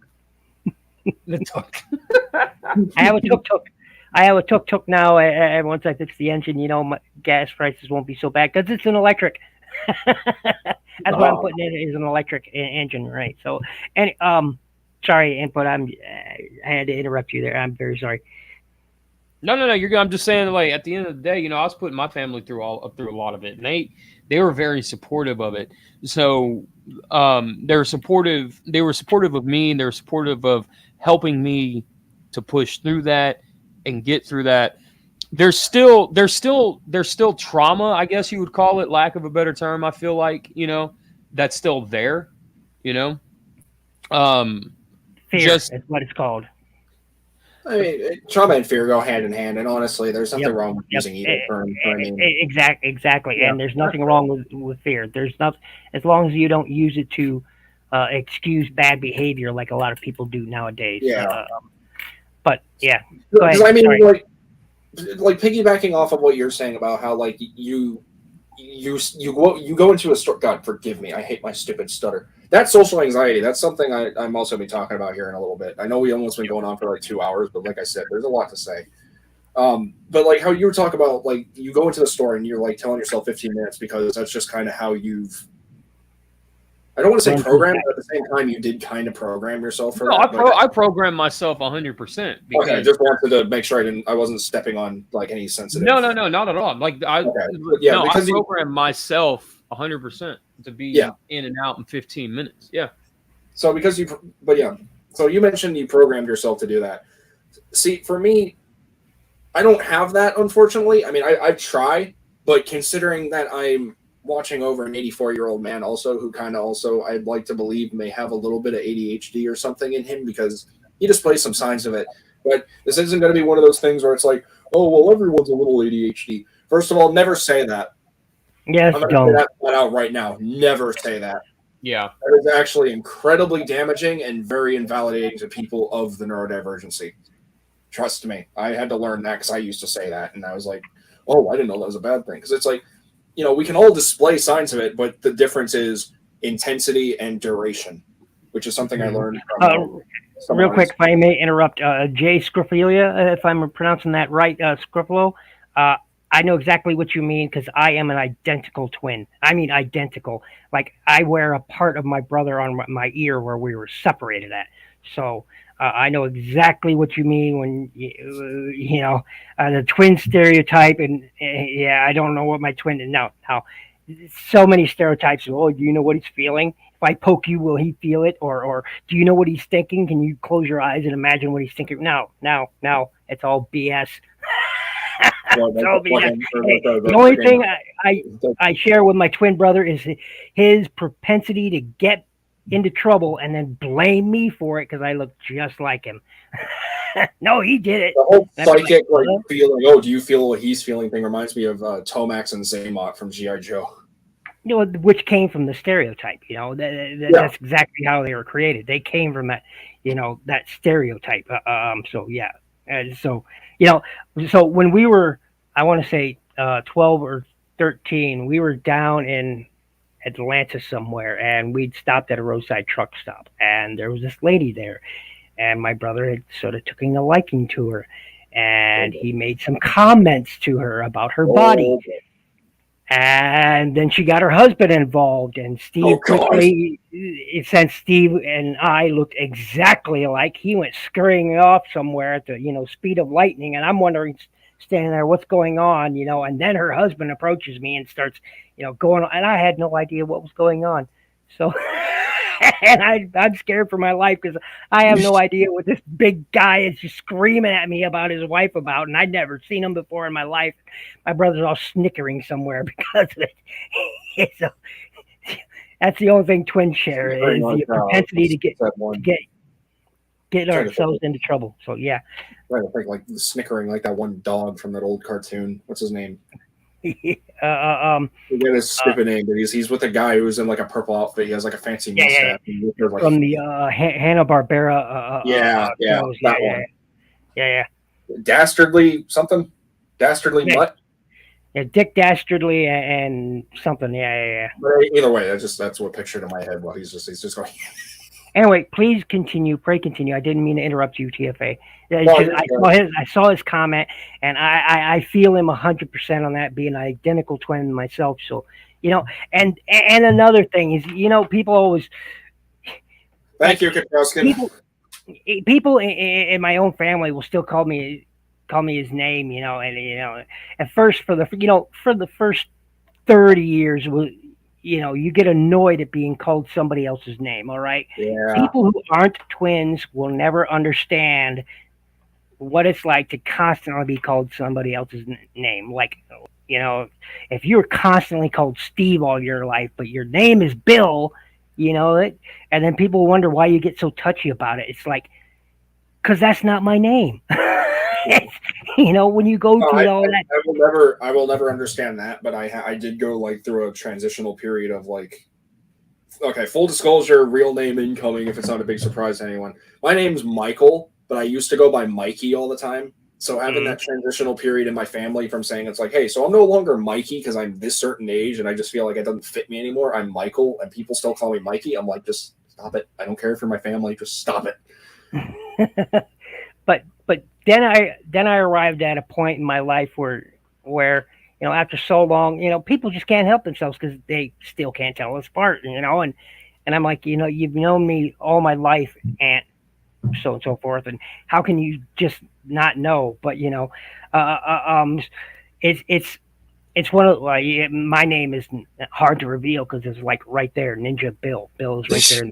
It's right there in the name, but it got to a point where, look, I've been called everything but a child of God, so it doesn't matter anymore. I mean, it just doesn't matter. But it used to bother me to no end that I was constantly called somebody else's name, and I finally arrived at a point in my life where I just don't care anymore. I'm just like, no, it's not that they've beaten it out of me. It's just that it's just not worth it to be mad over it anymore. You got to pick and choose your battles, so to speak.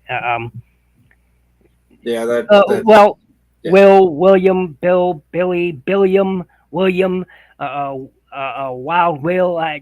Trust me. And every variation thereof, I have been called that, and doesn't bother me anymore. But I was saying, oh yeah, driving, that whole thing. Yeah, the whole the programming yourself to for 15 minutes, and like I said, I wish I had that, unfortunately. But as I said, I also have to watch over my 84-year-old dad. He's going to be 85 next year. Holy crap! That just kind of because So- and a lot of my actions now, I feel you because. As you were about to say, I'm sure is that because of you're also a caregiver, so I can understand this. Is even when just because I go in somewhere now, I have to take precautions because I don't want to bring anything to them that I might pick up. So I make it's ahead. more. It's not that specific. I know it's going to sound really bad, but trust me when I say this. It's not that because for my family, we've actually. I mean, for all intents and purposes, knock on wood, we've had very strong immune systems. Thank God.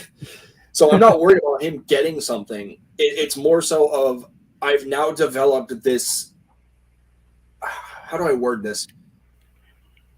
I've developed this intense anxiety of being in one place for too long and kind of having an issue transitioning back to where I was. Like at this point, I genuinely think I'm starting to develop agoraphobia because I like to go out. I like to go out doing toy hunts. I have to go out when I have to go pay out the rent and go for groceries and shit. Sure, but you also like to be home. I can't stand like being away from home.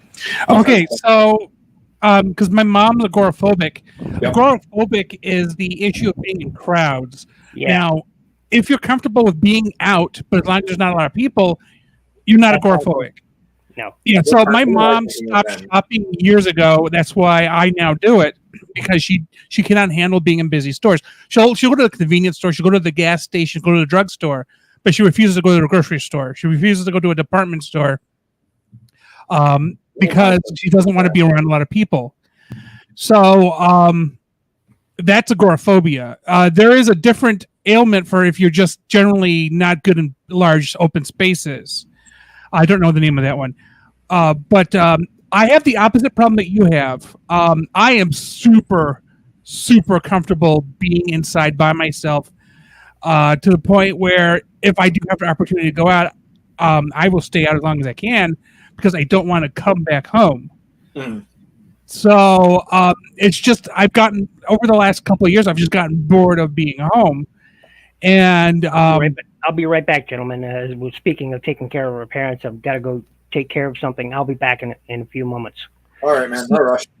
So I've been trying to get my mom to go out to things. Like I got her to go with me 2 weeks ago to the county seat so we could order passports so we can go to Canada. Neither of us have ever been to Canada. It's literally a 3-hour drive. We just have to drive across the lake. My understanding is cars have tires and the air is in the tires, so thus they'll float. So I'm going to test those physics. Now, actually, we have to go up through Ontario's border in Michigan. So we're gonna drive around 90 and then through Michigan. And then like next week we're gonna do Put-in Bay, which is a island in the middle of Lake Erie.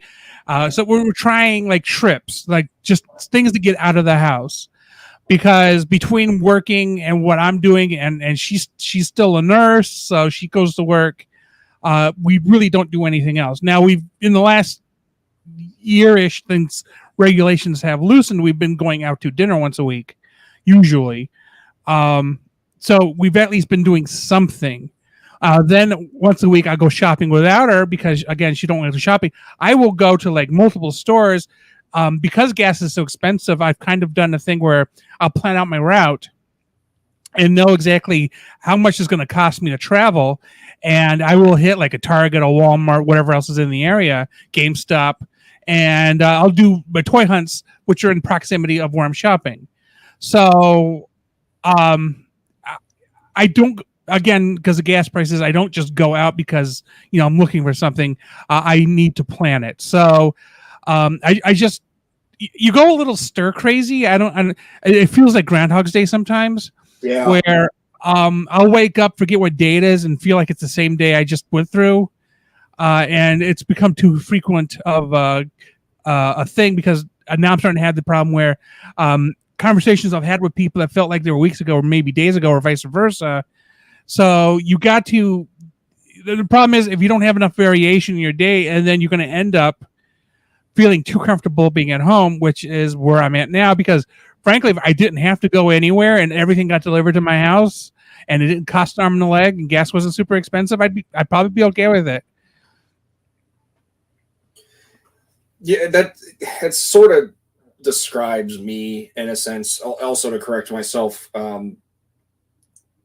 agoraphobia is correct. Apparently, there's two different variations for it, I guess, because it says a person that is afraid to leave environments they know or consider to be safe. So for me, yeah,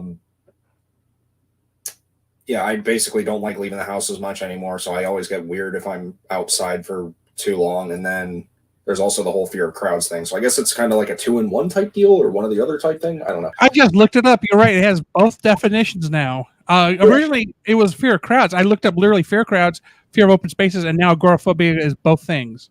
Well, I remembered, like, this is going to be stupid, but I remembered a while ago, because, like, when I was watching Family Guy growing up as a kid, I remember there was this, it was either Family Guy or American Dad, but there was this one episode where it was just this old person who just never left the house. They were too afraid, and then they left the house, and right as soon as they left, they died. They got killed by something. I can't remember. I think it's. I remember the episode, but I just found the word demophobia, which I guess is demog or demography, which is also a fear of crowds. So I'm kind of, I guess maybe agoraphobia is an umbrella term. Maybe. But yeah, the absurdity, that's a Twilight Zone thing where, let's say you finally get to read all the books you want, but your glasses break. Yeah. It's one of those juxtapositions things that some people happen to believe at some point that if they decide to change what they're doing, and then the worst possible thing will happen because they're no longer in their safety net. Yeah, because they're so used to their comfort zone, which is something else about that too, is I've always heard, people need to get out of their comfort zone. I respect that, but people make it sound like a comfort zone is a bad thing. Like if it's not affecting or impacting your life in a bad way, there's nothing wrong with having your comfort zone. I mean, I have my comfort zone, but at the same time, I don't do it because they wouldn't call it a comfort zone if it wasn't comfortable. Exactly. But it's like people throw it. It's like, oh, you need to get out there. You need to get out of your comfort zone. It's like, well, why is it called a comfort zone then? Because it's like you need that. You need that sense of security. You need that sense of comfort.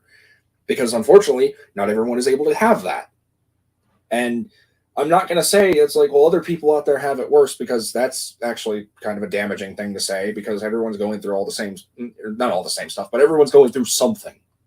And one of the other things that I was to mention about this too is throughout this this entire chat is that there, through traumas and through issues and such alone, people have felt the need to quantify or scale what they went through as this is small or this is major.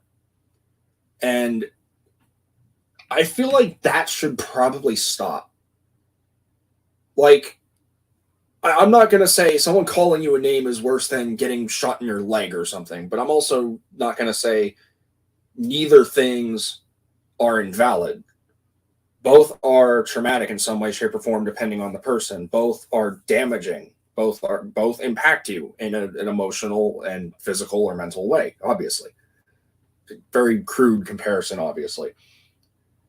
But it ultimately comes down to, I feel like people need to understand that just because you may have gone through something worse, you had a shit day, or you dealt with a heavy loss or something, does not give you the right to put someone else's struggle or their issues down and make it minimized compared to yours, which is something that's always been thrown in my face, specifically from.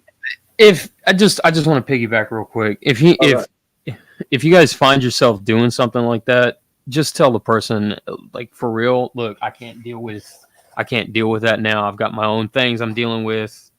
Yeah, it sounds messed up, but this is about mental health, right?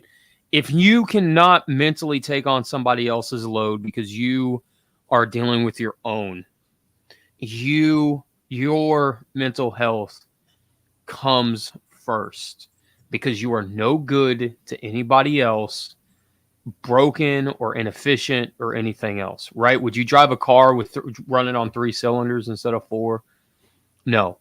You know, you would take care of that car. You would make it sure you make sure it got fixed and everything else. That's very important that I have to say that, because I find myself a lot of the times seeing a lot of people, and I'm guilty of this in the past too, of taking on more than what they possibly can, and just to help and try to help or try to be the nice person or whatever. And in that, they end up sacrificing whatever they may need for the other person. And while that's good on some level, ultimately it does take a toll. If you feel like you cannot take on any more anything, tell that person, I just can't right now. Right now I can't. I have to deal with my stuff first, then you can go back and help. I just had to put that out. I had to. No, I'm glad you said that, because that actually leads me into another point in a way, is that I've had people say that to me. I've had people put me in that position, unfortunately, and then they would make me out to be the bad guy. And they would never admit that they were in the wrong for doing so, because at the end of the day, and this is going to sound very selfish, but I can assure you it's not. You have that right to say no. You are not willing to deal with this right now. I have now basically made quote unquote disclaimers for people where it's like, if you're going to vent to me, I need you to know I am not capable of doing so right now. And if they get upset or if they get hurt, that's on them. That's not my fault. And I'm going to give you guys a really good example. So, for all intents and purposes, identity is being concealed. I had a friend, let's call him Jay. I had a friend of mine, my friend Jay, and we knew each other for a while. I first met him during one of I met him along the group in the Transformers Insane Asylum by T Fan Page 101. And this dude and I, we clicked. We clicked for a while. And unfortunately, we basically had a sibling kind of relationship where I was the younger, or I can't remember how it was. I forget how old he is. And frankly, it's irrelevant to me because age just doesn't define action shit to me personally. But either I was the annoying younger brother in an older brother body, and he was the older brother in a younger. Either way, we unfortunately locked horns every so often, and it came to a point where it happened more and more. It led to where if I were having a bad day or something, he would guilt me into feeling bad for not meeting his needs despite going through a bad time. And it always bugged me, but I always remained quiet because I knew if I opened my mouth, it wasn't going to do any good. It was just going to start some shit, unfortunately, which is probably a mistake on my part. Well, fast forward to recent year, I was allowed to be on something that he was involved with on his channel, and I simply stated that on the day that I was there, that I was having a migraine. And for those of you who have never experienced migraines, let me tell you, those things are excruciating, especially whenever they are in the back of one of your eyes. I get them every so often, and I literally cry. They're that painful. I would not wish that pain upon my worst enemy if I have any. And I said that for the sake of comfort, I wanted to turn off my camera or the eye patch was going to go on, but I could not look at a blue screen. Well, unfortunately, I had to keep my camera on per his guidelines. So to play nice, I did so. And this is going to make sense here in a minute because this is going back to the whole ADHD thing. But as they were talking, I was on my phone. And while it may seem like I wasn't paying attention at the time, someone in the group of what we were involved in on the live stream felt like they needed to call me out and say that also means you should be paying attention to someone or our quote unquote commander or whatever they said, instead of messing around on your phone. That's when I started getting defensive. I'm like, look, I'm sorry, but I just can't sit here and idly do nothing. I had to mess with something, and I was listening the whole time. I brought up my ADHD, and immediately I was shot down, and that was the final straw between it. He flat out said, I have ADHD too. I work an 8-hour job or whatever. I don't want to hear it. Immediately, I lost it because invalidation is one of the most hurtful things you can do to anyone. You do not have any right whatsoever to say, just because you have it too, as a justification for my behavior. Right. That means nothing. And if you are going to remain arrogant and you are going to remain ignorant to not understand that it is called the autism spectrum for a reason, maybe you should do some research. Maybe you should take some time to actually learn, as opposed to, oh, well, this is how I am and this is how it always is for every person who has ADHD. Because that crap, especially in the mental health community, and there is a community for that. There's a community for everything. I will never get that out of my head. And I'm not trying to make it seem like this guy's in the wrong or he's like this bad guy or whatever, but I am going to constantly bring that up because that is something that you just do not say to someone of neurodivergency. You don't. It is called a spectrum for a reason. Because one person acts differently or one way doesn't mean that person or another person will act the same. That's not how it works. It's like running a different software for streaming. It's like if we're using StreamYard, someone else is using OBS. Oh, they're both the same thing. No, they both have distinctive features. They both have a distinctive outlook and layout. That's what I was trying to think. They have a different layout. They're different. Architecture. They use different architecture. Exactly. One person who has ADHD may fidget intensely just by sitting here and not being able to do anything else. They may move their fingers. They may tap their foot. Someone else may be able to just sit there and just have their thoughts racing in their head among anything and everything. It's not the same. It is never the same for anyone.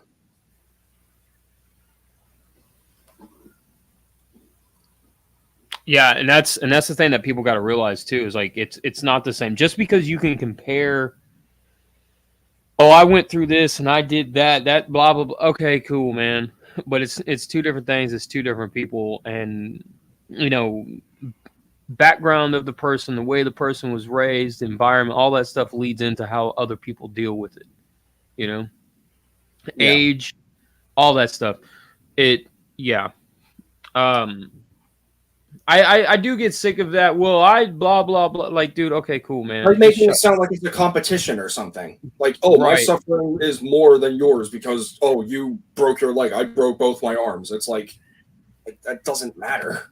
That's not a competition. That's not a competition. Oh, what gives you the right to even try to compete against that? Why compete against it? We both went through. Like, get off your superiority complex.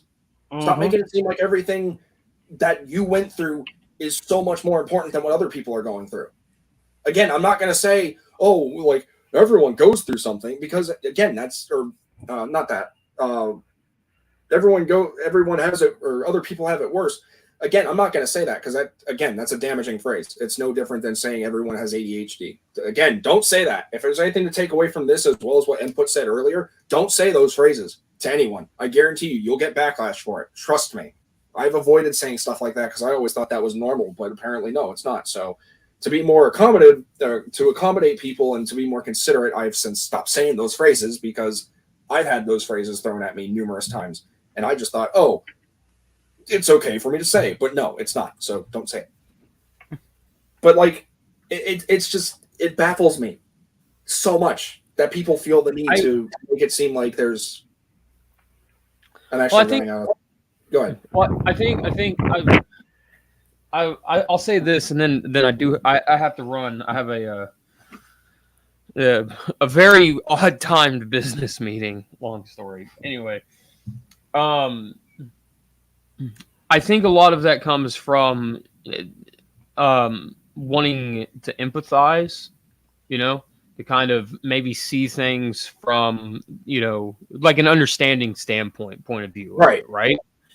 And in doing that, while the person may seem to themselves like they're helping, it's not. And I think that's where it comes from, is that they just don't understand. They're trying to help. They're trying to empathize with you when they say something like, oh, yeah, I lost my grandparents too. Okay, cool. But I mean, there's a lot that doesn't go into it, right? If it's just in that general sense of them just saying it, there's a difference. But if there's a tone to it, like if they're being snarky or if they're being an asshole about it, then obviously it's like, yeah, hey, big red flag, don't do that. You're kind of being a dick. Yeah, absolutely. Absolutely. And that's more so what I've dealt with. It's not a matter of like, oh, well, I lost my grandfather, so I understand your pain. It's like that. But anyone else who's like, oh, yeah, well, I lost my dog on top of losing my mom 5 years ago, so I have it worse than you. It's like, no, absolutely just. Yeah, no. That's inexcusable, but we all must understand that people, and again, I emphasize, it is also inexcusable, but in the same sense, as sometimes how people feel they can best help, even though it isn't helpful, and emotionally it also can be damaging to the other person, where they think that they're trying to help you, and then you push them away because it was insensitive and to say that in a particular way or act in a certain way. They think they're helping, so it's also a bit insensitive to push them away because of that. Because in some cases, like one of my cousins, how can I put this? He's passed on due to cancer, but he was very gruff in the way he spoke, and he had a tremendously big heart, loved everybody to death, but it was almost Tourette's in a way when he spoke. If you know what Tourette syndrome is, but in his own way. Real quick, sorry to cut you off, Ninja Bill. I gotta go. My phone is blowing up. I have a business meeting. I gotta. Peace out, brother. Would you be able to sign out real quick? Phone call. Sorry, phone call, I should say. No, it's okay. Would you be able to sign yourself out real quick, or would that take too long? Yeah, I can do that.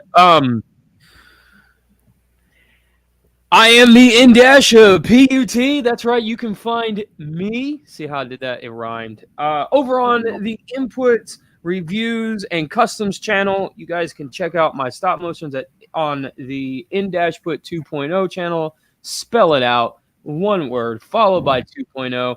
I've got Yellow Jacket, episode 1, coming up here pretty soon. Filming is almost done on that, and then editing and all that stuff is coming up. So if you guys are into stop motion and Transformer stop motion and really interesting, awesome stories, not to toot my own horn, but toot. If you guys are into any of that stuff, feel free to go check it out. And also Transformers podcast every Friday night, 7 p.m. Central Standard Time, called Tales from Teletran. You gotta get me one of those.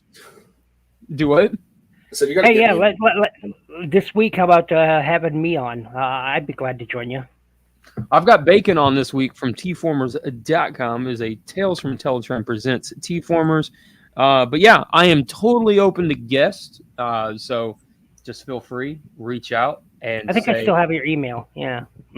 Yeah. I mean that's really all it is. I get really busy with things. So if you guys want to be on the show, just hit me up. Don't be afraid to ask. We'll work out a time, situation, all that stuff, and I will definitely get you on.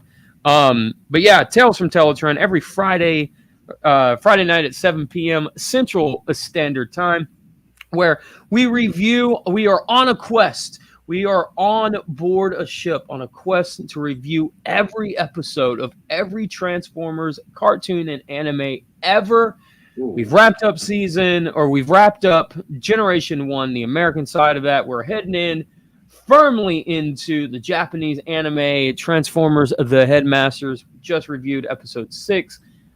This Friday, we're moving in to episode 7 next week. Because, like I said, this week is Tales from Childhood presents Bacon from tformers.com. Yeah, man, that's pretty much it in a nutshell. So, oh, also, since this is a mental health thing, man, I do want to say, anybody's coming to you, man, with an issue or a problem or anything, coming to you for a reason, right? So sit down, listen to them. Don't be a dick. That's really it, Yeah. So, Always a pleasure, brother. yep. Yeah. I hate to run, guys. I really do. No, yeah. it's okay.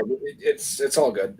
Like I said, we might be ending here probably in the next 15 minutes or so. So it's good timing. But thank you for taking interest in joining Input. It's nice to have you, dude. And it's really nice to kind of hear a little bit how your mental health and everything works, and how, granted, we didn't talk about how much Transformers and such impact it, but we did in a way. So thank you for being here, and thank you for taking part. Yeah, man. Not a problem. I would say it was fun, but that seems weird given the topic. But I did enjoy being let's just say it was educational. There you go. All right, man. I'll see you guys later. All right, take care, dude. Once again, like I keep saying every time, links and everything for everyone part of the panel will be provided down in the description down below. So please be sure to support them, because support costs nothing, but it is incredibly valuable. And we are coming up to near the end here in the next 15 minutes or so. I know this has been a long one, but like I said, there's a lot to talk about. And I also want to thank everyone who's been acknowledging in the live chat. Granted, not everyone has been talking much about the mental health stuff, and I can understand it's a very uncomfortable topic to talk about. But I personally, like I said, wanted to do this on Mental Health Awareness Month because I meant to, but unfortunately, like I said in my Instagram post, my mental health was dog shit. Life happens, man. Life happens. Yeah, it really does. But there's a reason. Like I said, with mental health, with everything, there's a reason why people are the way they are. It's not an excuse. And this is a phrase that I absolutely adore saying, and I loved hearing this from the get-go. It's not an excuse. It's an explanation. People who were born of neurodivergency did not have the choice. They literally were birthed into this world with the neurological, biological, mental disorders that they had and cannot do anything about it. There is no outgrowing it. There is no cure for any of it. They are stuck like this. I am stuck like this for the rest of my life. Now, granted, is there ways that I can manage it? Absolutely. And the reality of the situation is it becomes what you make of it. And sometimes you have no choice, but sometimes you do. And it all leads from there's another saying I like. You heard my favorite motto. I think it's a motto everybody should invest themselves in, which is, the individuality motto. But another one is that,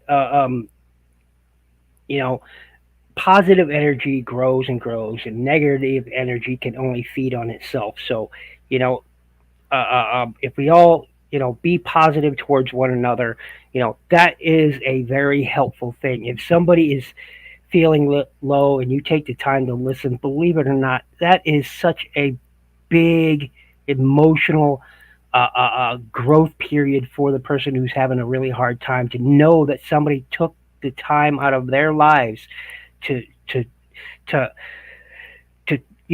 give them the shoulder, if nothing else, an ear, for 20 minutes, an hour, however long it may take, to be the shoulder to cry on, as the old saying goes. It is tremendously helpful to people who are with deep anxiety, with depression, with even ADHD or something, to know that there is someone there. Or with a mixture, or with all of those. Because unfortunately, ADHD and depression and anxiety all go in hand, which is really sucks. Yeah, it's a shame because they're all different yet the same in some aspects, psychologically speaking. But it's and we encourage you out there, whoever happens to come along and listen and stay with us thus far. Strongly encourage you here, all of us individually and together as a group, to to reach out to others. When you feel Yes, as you H&E is, feel yeah, as yeah. H&E is deploying right now, please utilize NAMI.org. There are plenty of resources out there for people of any type of neurodivergency, for people who are going through mental or emotional issues, or both. Because let's be honest, that's a lot of what we have, unfortunately, is affecting pretty much everything we do. Please be sure to use 988 as well. That is the National Mental Health Hotline, as opposed to the Suicide Prevention Hotline. Now, there are plenty of resources, a lot of great people you can talk to. And also just find your group of people, whether they be family, whether they be a Facebook friend, someone on PlayStation or Xbox or Nintendo Online, whether they might on Instagram, MySpace, freaking AOL, Or here on YouTube. even on YouTube. Find those people, find that support, because it is out there. No matter what happens to you, if your name gets thrown down into the dirt, if you're having a really crap day and you're being called a crappy content creator, or you leave a comment and you feel stupid and you want to talk to someone about it, there's no shame in wanting help. There's no shame in wanting that comfort and wanting to know that you are not alone. Because yes, while that phrase is thrown around a lot, and it as often as it is, there aren't a lot of people out there who believe it. And I, for the longest time, was one of those people. And to be frank, I still kind of am. But it is true. You aren't alone. It may seem like you are. Your mind may be telling you that you are alone, that you'll never find that compassion or that comfort and that support. But I promise you, if you allow it to just happen, or if you make it happen yourself, depending on how you are, if you're socially anxious and you don't like reaching out to people, maybe check in on someone that you're concerned about who may be similar to you, or maybe going through similar things like you. Maybe Because we can recognize, because you as a person going through these things, and I'm talking not just to us here in the show, but to everybody out there, you as a person who go through these things can and will recognize these things in others, and you can help them and thereby help yourself at the same time. And that's very true, because sometimes helping somebody else through these problems will help you through your own as well. So, even if you don't really feel like reaching out, maybe reach out to somebody else who are going through something like this, and thereby they can help you too, because discussing your problems with somebody else may be hard, but listening to somebody else's problems may be easier in some instances, not all the time. And you get to release with them as well. And I do call it a release, because it's when you finally when you put a voice to all the emotions, when you put a voice to what's in your head, what the space in your head that you hold tight onto, when you give voice to that, you empower yourself. You really do, and thereby empower others to help you as well. So, again, I just strongly encourage you to reach out. And it's not easy reaching out. I can sit here and say reach out, and all of us can. Anthony, TFA, Michael, he can say reach out, and it's not easy. We understand this. We know this personally. It's not. Sometimes it feels like the hardest thing you've ever had to do. There's no way you can reach out to somebody else, but you can. But you can. You just have to be willing to watch and listen. Because again, even if you don't want to reach out yourself, you recognize it in somebody else. So reach out to them, give them a hand, and before you know it, they will be helping you too. And let me say this as well, for any people out there who are raised with the mentality of men don't, or boys don't cry, men don't cry. The next time you find yourself in a position like that, ask yourself this: would you rather be approached with a fist, or would you rather be comforted by an open hand? Because one of those things can make a huge difference, whether they be for better or for worse. that is genuinely a philosophy that I live by, is always greet someone with an open hand, never a fist. Because yes, while people out there suffer from toxic masculinity, or they are raised by the whole boys and men don't cry philosophy, or that whole generational stereotype, I can promise you 100% that that's been wrong for decades. The rates of suicides and the rates of people who go through depression and anxiety and everything like that is a large majority of the male population on this planet. So the next time you hear a guy say, it's like, oh, I don't talk about feelings. Yeah, no. They'll talk about them eventually. Everyone goes through them, man. You're human. I originally had this idea for a video, or rather a reel on Instagram. And it was going to be a very mental health inspired one, because like Endpoint and all of us here have been saying, when it comes to online, how online problems become real problems, because everything that happens on social media does affect us in some way, shape, or form. Now, some of you may be fortunate. Maybe a lot of you have thicker skin, and some of you may like to throw around the label like, oh, anyone can't take it as soft, or they're weak or something. First off, never weak or soft to have emotion, let alone expressing yourself. That's the whole point of a feeling and emotion, is to express yourself. Unless you're Vulcan. But the idea of the reel was simply to address that everyone behind an account, unless you're a bot, or it's a bot rather, has feelings. There's a human behind every account. And it was more of an anti-bullying type thing, because it led into that person that you called fat is now questioning if they're going to be attractive for a partner in the future, or is eating their feelings. That person you called ugly has taken their life. It does not cost anything to be kind to someone. It doesn't matter if it's reciprocated or not, frankly. I mean, it does matter, but in the general grand scheme of things, for the sake of humanity, for existence, treating someone the way that you want to be treated is the best thing you can possibly do, for not just yourself, but for other people, and for those people to carry that on. Because while everyone would like the reciprocation, unfortunately, the cold reality of it is that you're not always going to get it. People are going to be themselves. And I encourage people to be themselves. Again, as long as you're not hurting yourself or others in any way, shape, or form. If you think something is a joke towards something, or towards you, or they think it's a joke towards you, but you take it a little, you know it's not a joke, clearly it's not funny to you. Maybe they should stop. And if they respect you enough and they care enough about your feelings and everything, they will. If they don't, then that just kind of shows the kind of person they are. And who's to say that person would stay that way? People can change.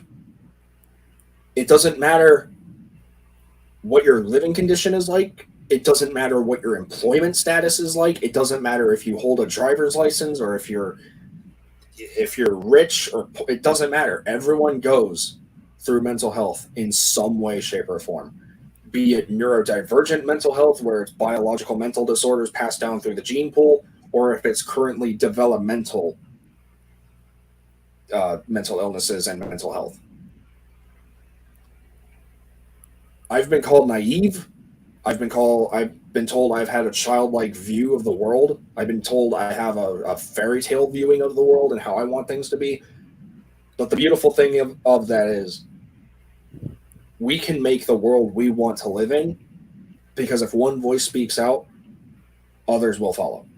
The worst thing you can do is deprive somebody of their childhood fantasies. It's the worst thing you can do, because here we are. We're all in this program.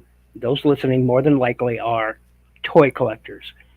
Yep. It's just because we're grown up doesn't mean we lost that ability.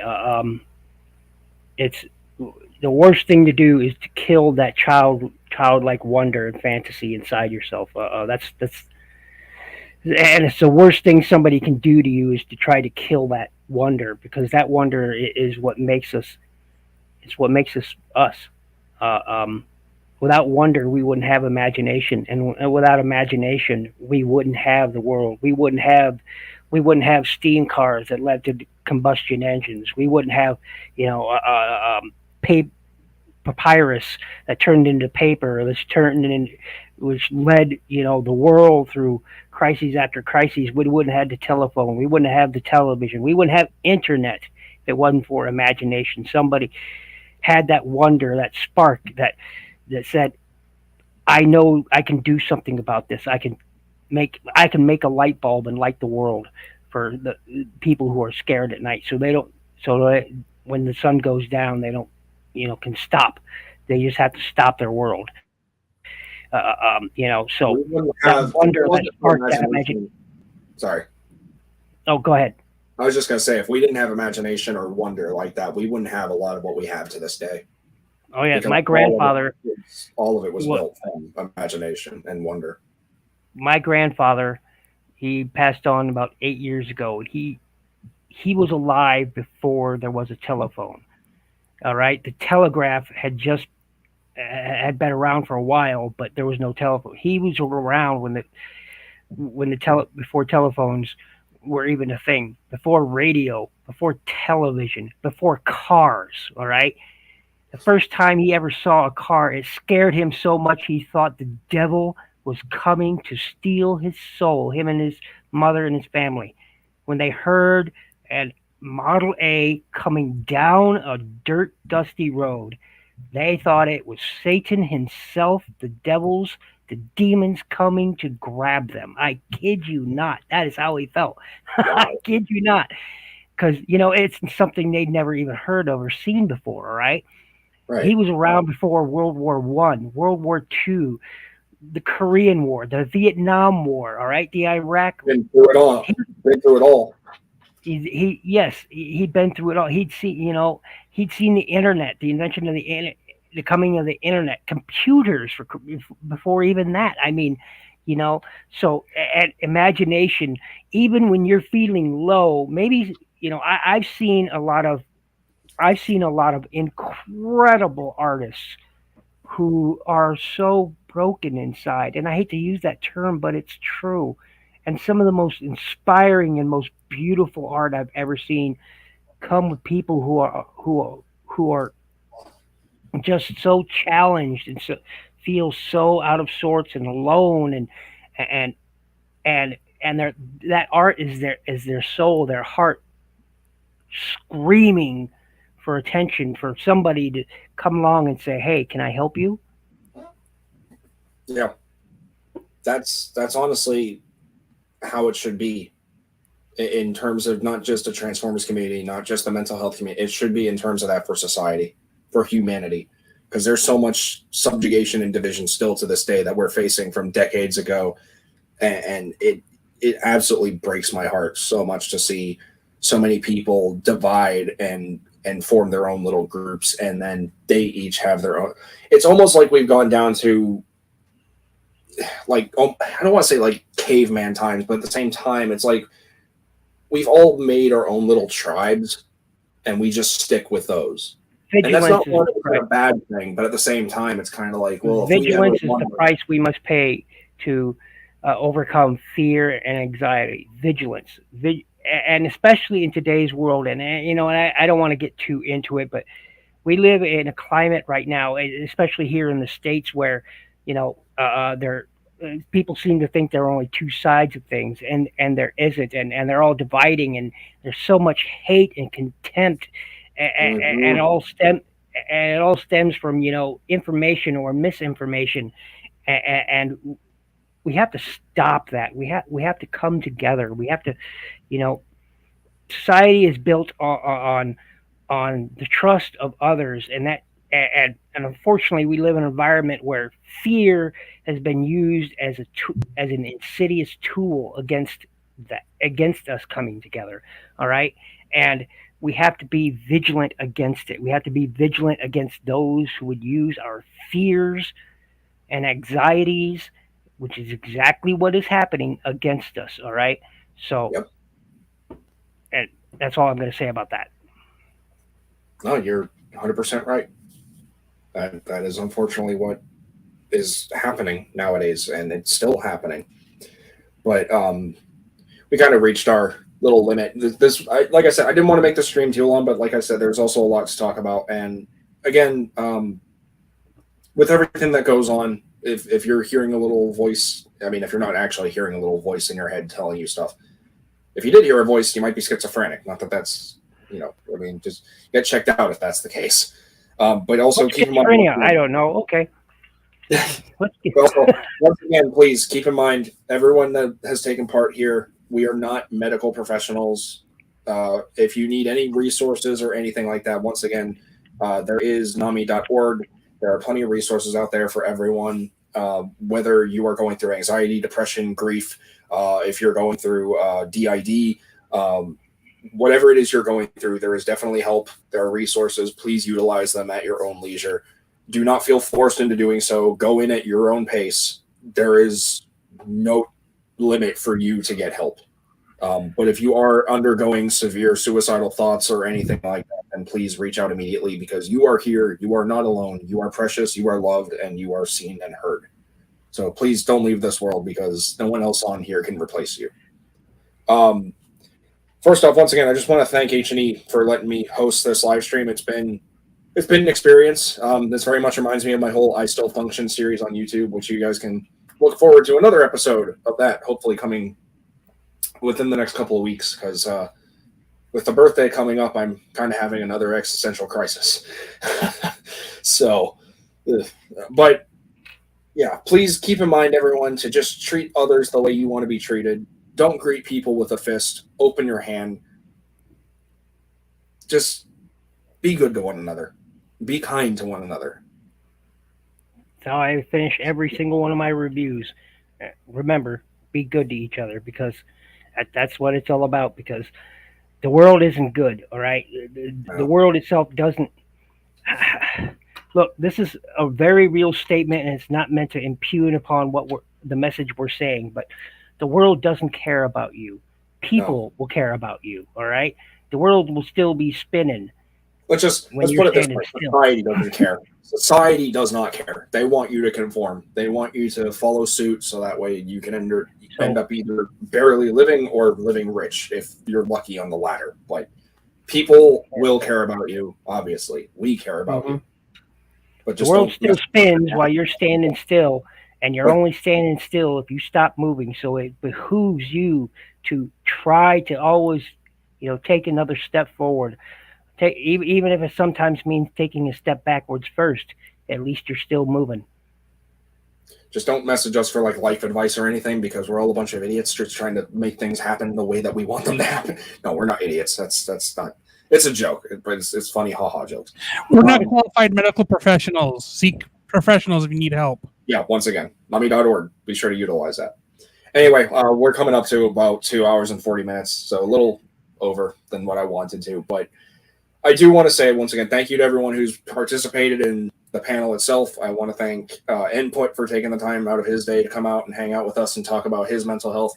I know we didn't cover everything. Maybe there'll be a part 2. Who knows? I'm talking all about mental health on my channel, on Instagram, but I'll save that for my promos. But I'm just saying that is something I'm very outspoken about now, considering the treatment that I've gotten through the years and the ridicule and the stigma, and just trying to break that. But if there's a lot of stuff, there's definitely a lot of stuff to take away from here. But if there's one thing that I want to leave people with, me personally, is if you find that little slice of life, whatever it may be, as long as it is not hurting yourself or others. Again, for me, my only anchor being Transformers. Sad as that may sound. It's not sad. It works for me. It works for me. Find what works for you. Hold on to it and don't let go, regardless of who says what. If you're able to pay your bills, if you're able to work, or if you're living on SSI and you're able to just manage your finances and whatnot, you're able to get food, do you. Because no one can stop you from doing anything but you. That's true. Like I said, you got to keep moving. Always got to be moving. It can be as simple as even just waking up and then just watching a show. But guess what? You're still here. You're still part of the world. Don't have to be part of society, but you're here. That's all that matters. With that Okay. said, Yeah, I was going to Okay. say, let's wrap this thing up. Yeah, Somebody has to I got pee. I got it. So, Mr. Antsy over here, you want to go and sorry, you wanna go, As I resist the urge to just tinkle in my chair, Anthony, H&D Toys, also H&D Games and H&D Tech. Find it on YouTube. The 3 separate channels. You also can find our Unified stuff on Facebook, Twitter, Twitch, and Instagram. And thank you for watching. And now for the next person. well, the only person, but please go ahead and sign yourself out. Oh, okay. I am Ninja Bill, the Ninja Bill of the LODN League of Disposable Ninja.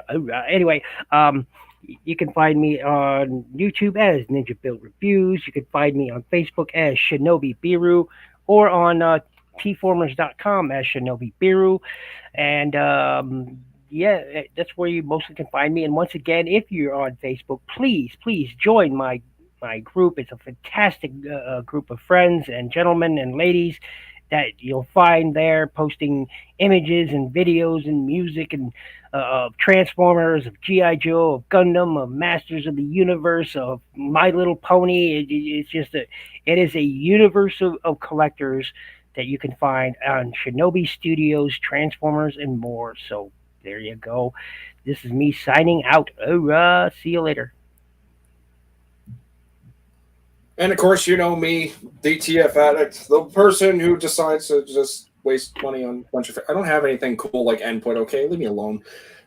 Anyway, first off, once again, first and foremost, thank you all very much for tuning in and hanging out with me. Again, H&E, thank you very much for allowing me to host this live stream. It's been an experience once again, and it's on a topic that I very much stand true and I hold to my heart very near and dear, because I always try to make the world a little bit better somehow by either embracing people to tell their story or helping people know that they're not alone out there, and that even someone like me, you know, or someone like you can relate to someone like me.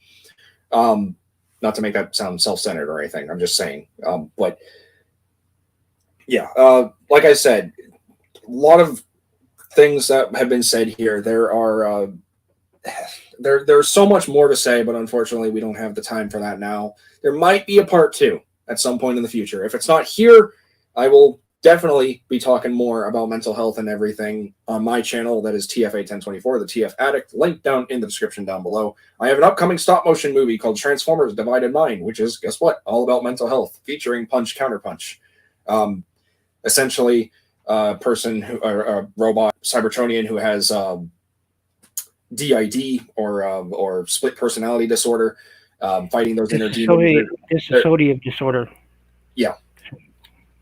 There's a really good story behind it. It's also very personal to me because I connect to that a lot. It's all about fighting inner demons and trying to live with that little voice in your head and trying to outlive it. But, well, I'm not going to say too much else there. But it's something that I'm putting my heart into, and there's a lot of personifications of many different things. Maybe some stuff you may catch, maybe stuff you can relate to. I don't know. I hope that you do, and I hope that you enjoy it, because granted, I haven't worked on it in a few months, but it's a work in progress. Also, Okay, before you wrap it up, just 2 reminders. On August 13th, the G1 8687 panel will be up. It has TFA Input, Ultra Marcus so far as guests with me. And then the week after that, on the 20th, is Studio Series Waves 8 through 15. TFA, JJ Prime, and at least myself. Hopefully we'll get a couple more people in. So I just wanted to bring those up. They're already pre-set up on the channel, so you can set a notification to remind yourself. And thanks for doing this. And I'm going to be quiet now. Mute. Thank you, H&E Games. Or H&E. It's so, I guess so used to calling you H&E Games. But anyway, thank you. And yes, Jay, I did voice Optimus and Prowl in a couple stop motions. In fact, I think I'm still going to be voicing them for a while. So yeah, good ear. Yes, that's me. But yeah, so stay tuned for Divided Mind. That'll be coming out very soon. I also have a new video that I'm working on for the Earthspark toys. Am I a few weeks late? Yeah, sure. Why not? But is it still relevant? Absolutely, because how often are we getting Earthspark news? So stay tuned for that as well. But also, and again, tying back into mental health, please keep in mind, I am a human behind this account. I am not a robot. I am not able to work at a certain pace or at a fast rate as I'd like to. I have my good days. I have my bad days. Sometimes I have the energy to make a video. Other days I have the energy to just open my eyes. It's a struggle. But I can promise you there's plenty of content for you to enjoy on my channel, so just look forward to that. If you can't find anything you like, I'm sorry I failed you, but go watch a stop motion I voice in. Go support some other people that I've helped over the years. GPL Films, AHM1K, a lot of great people that I've worked with. I actually voiced in a recent episode of War of the Matrix by GPL Films, so be sure to go check that out. But yeah, that's pretty much all I have to say, everyone. Just as usual, like I say, or like I try to say on my Instagram live streams and such, please be kind to yourself, be kind to one another, stay happy, stay healthy, stay safe. And I will hopefully do this again. I will be doing this again 2 weeks from now. So 20th, you heard it. Studio Series Wave 8 through 15. But for a mental health stream, stay tuned for another I Still Function on my channel as well at some point in the future. Maybe I'll have guests. I don't know. But yeah, please stay happy, stay healthy, stay safe. And I'll catch you guys in the next one. Until all is fun. Good night.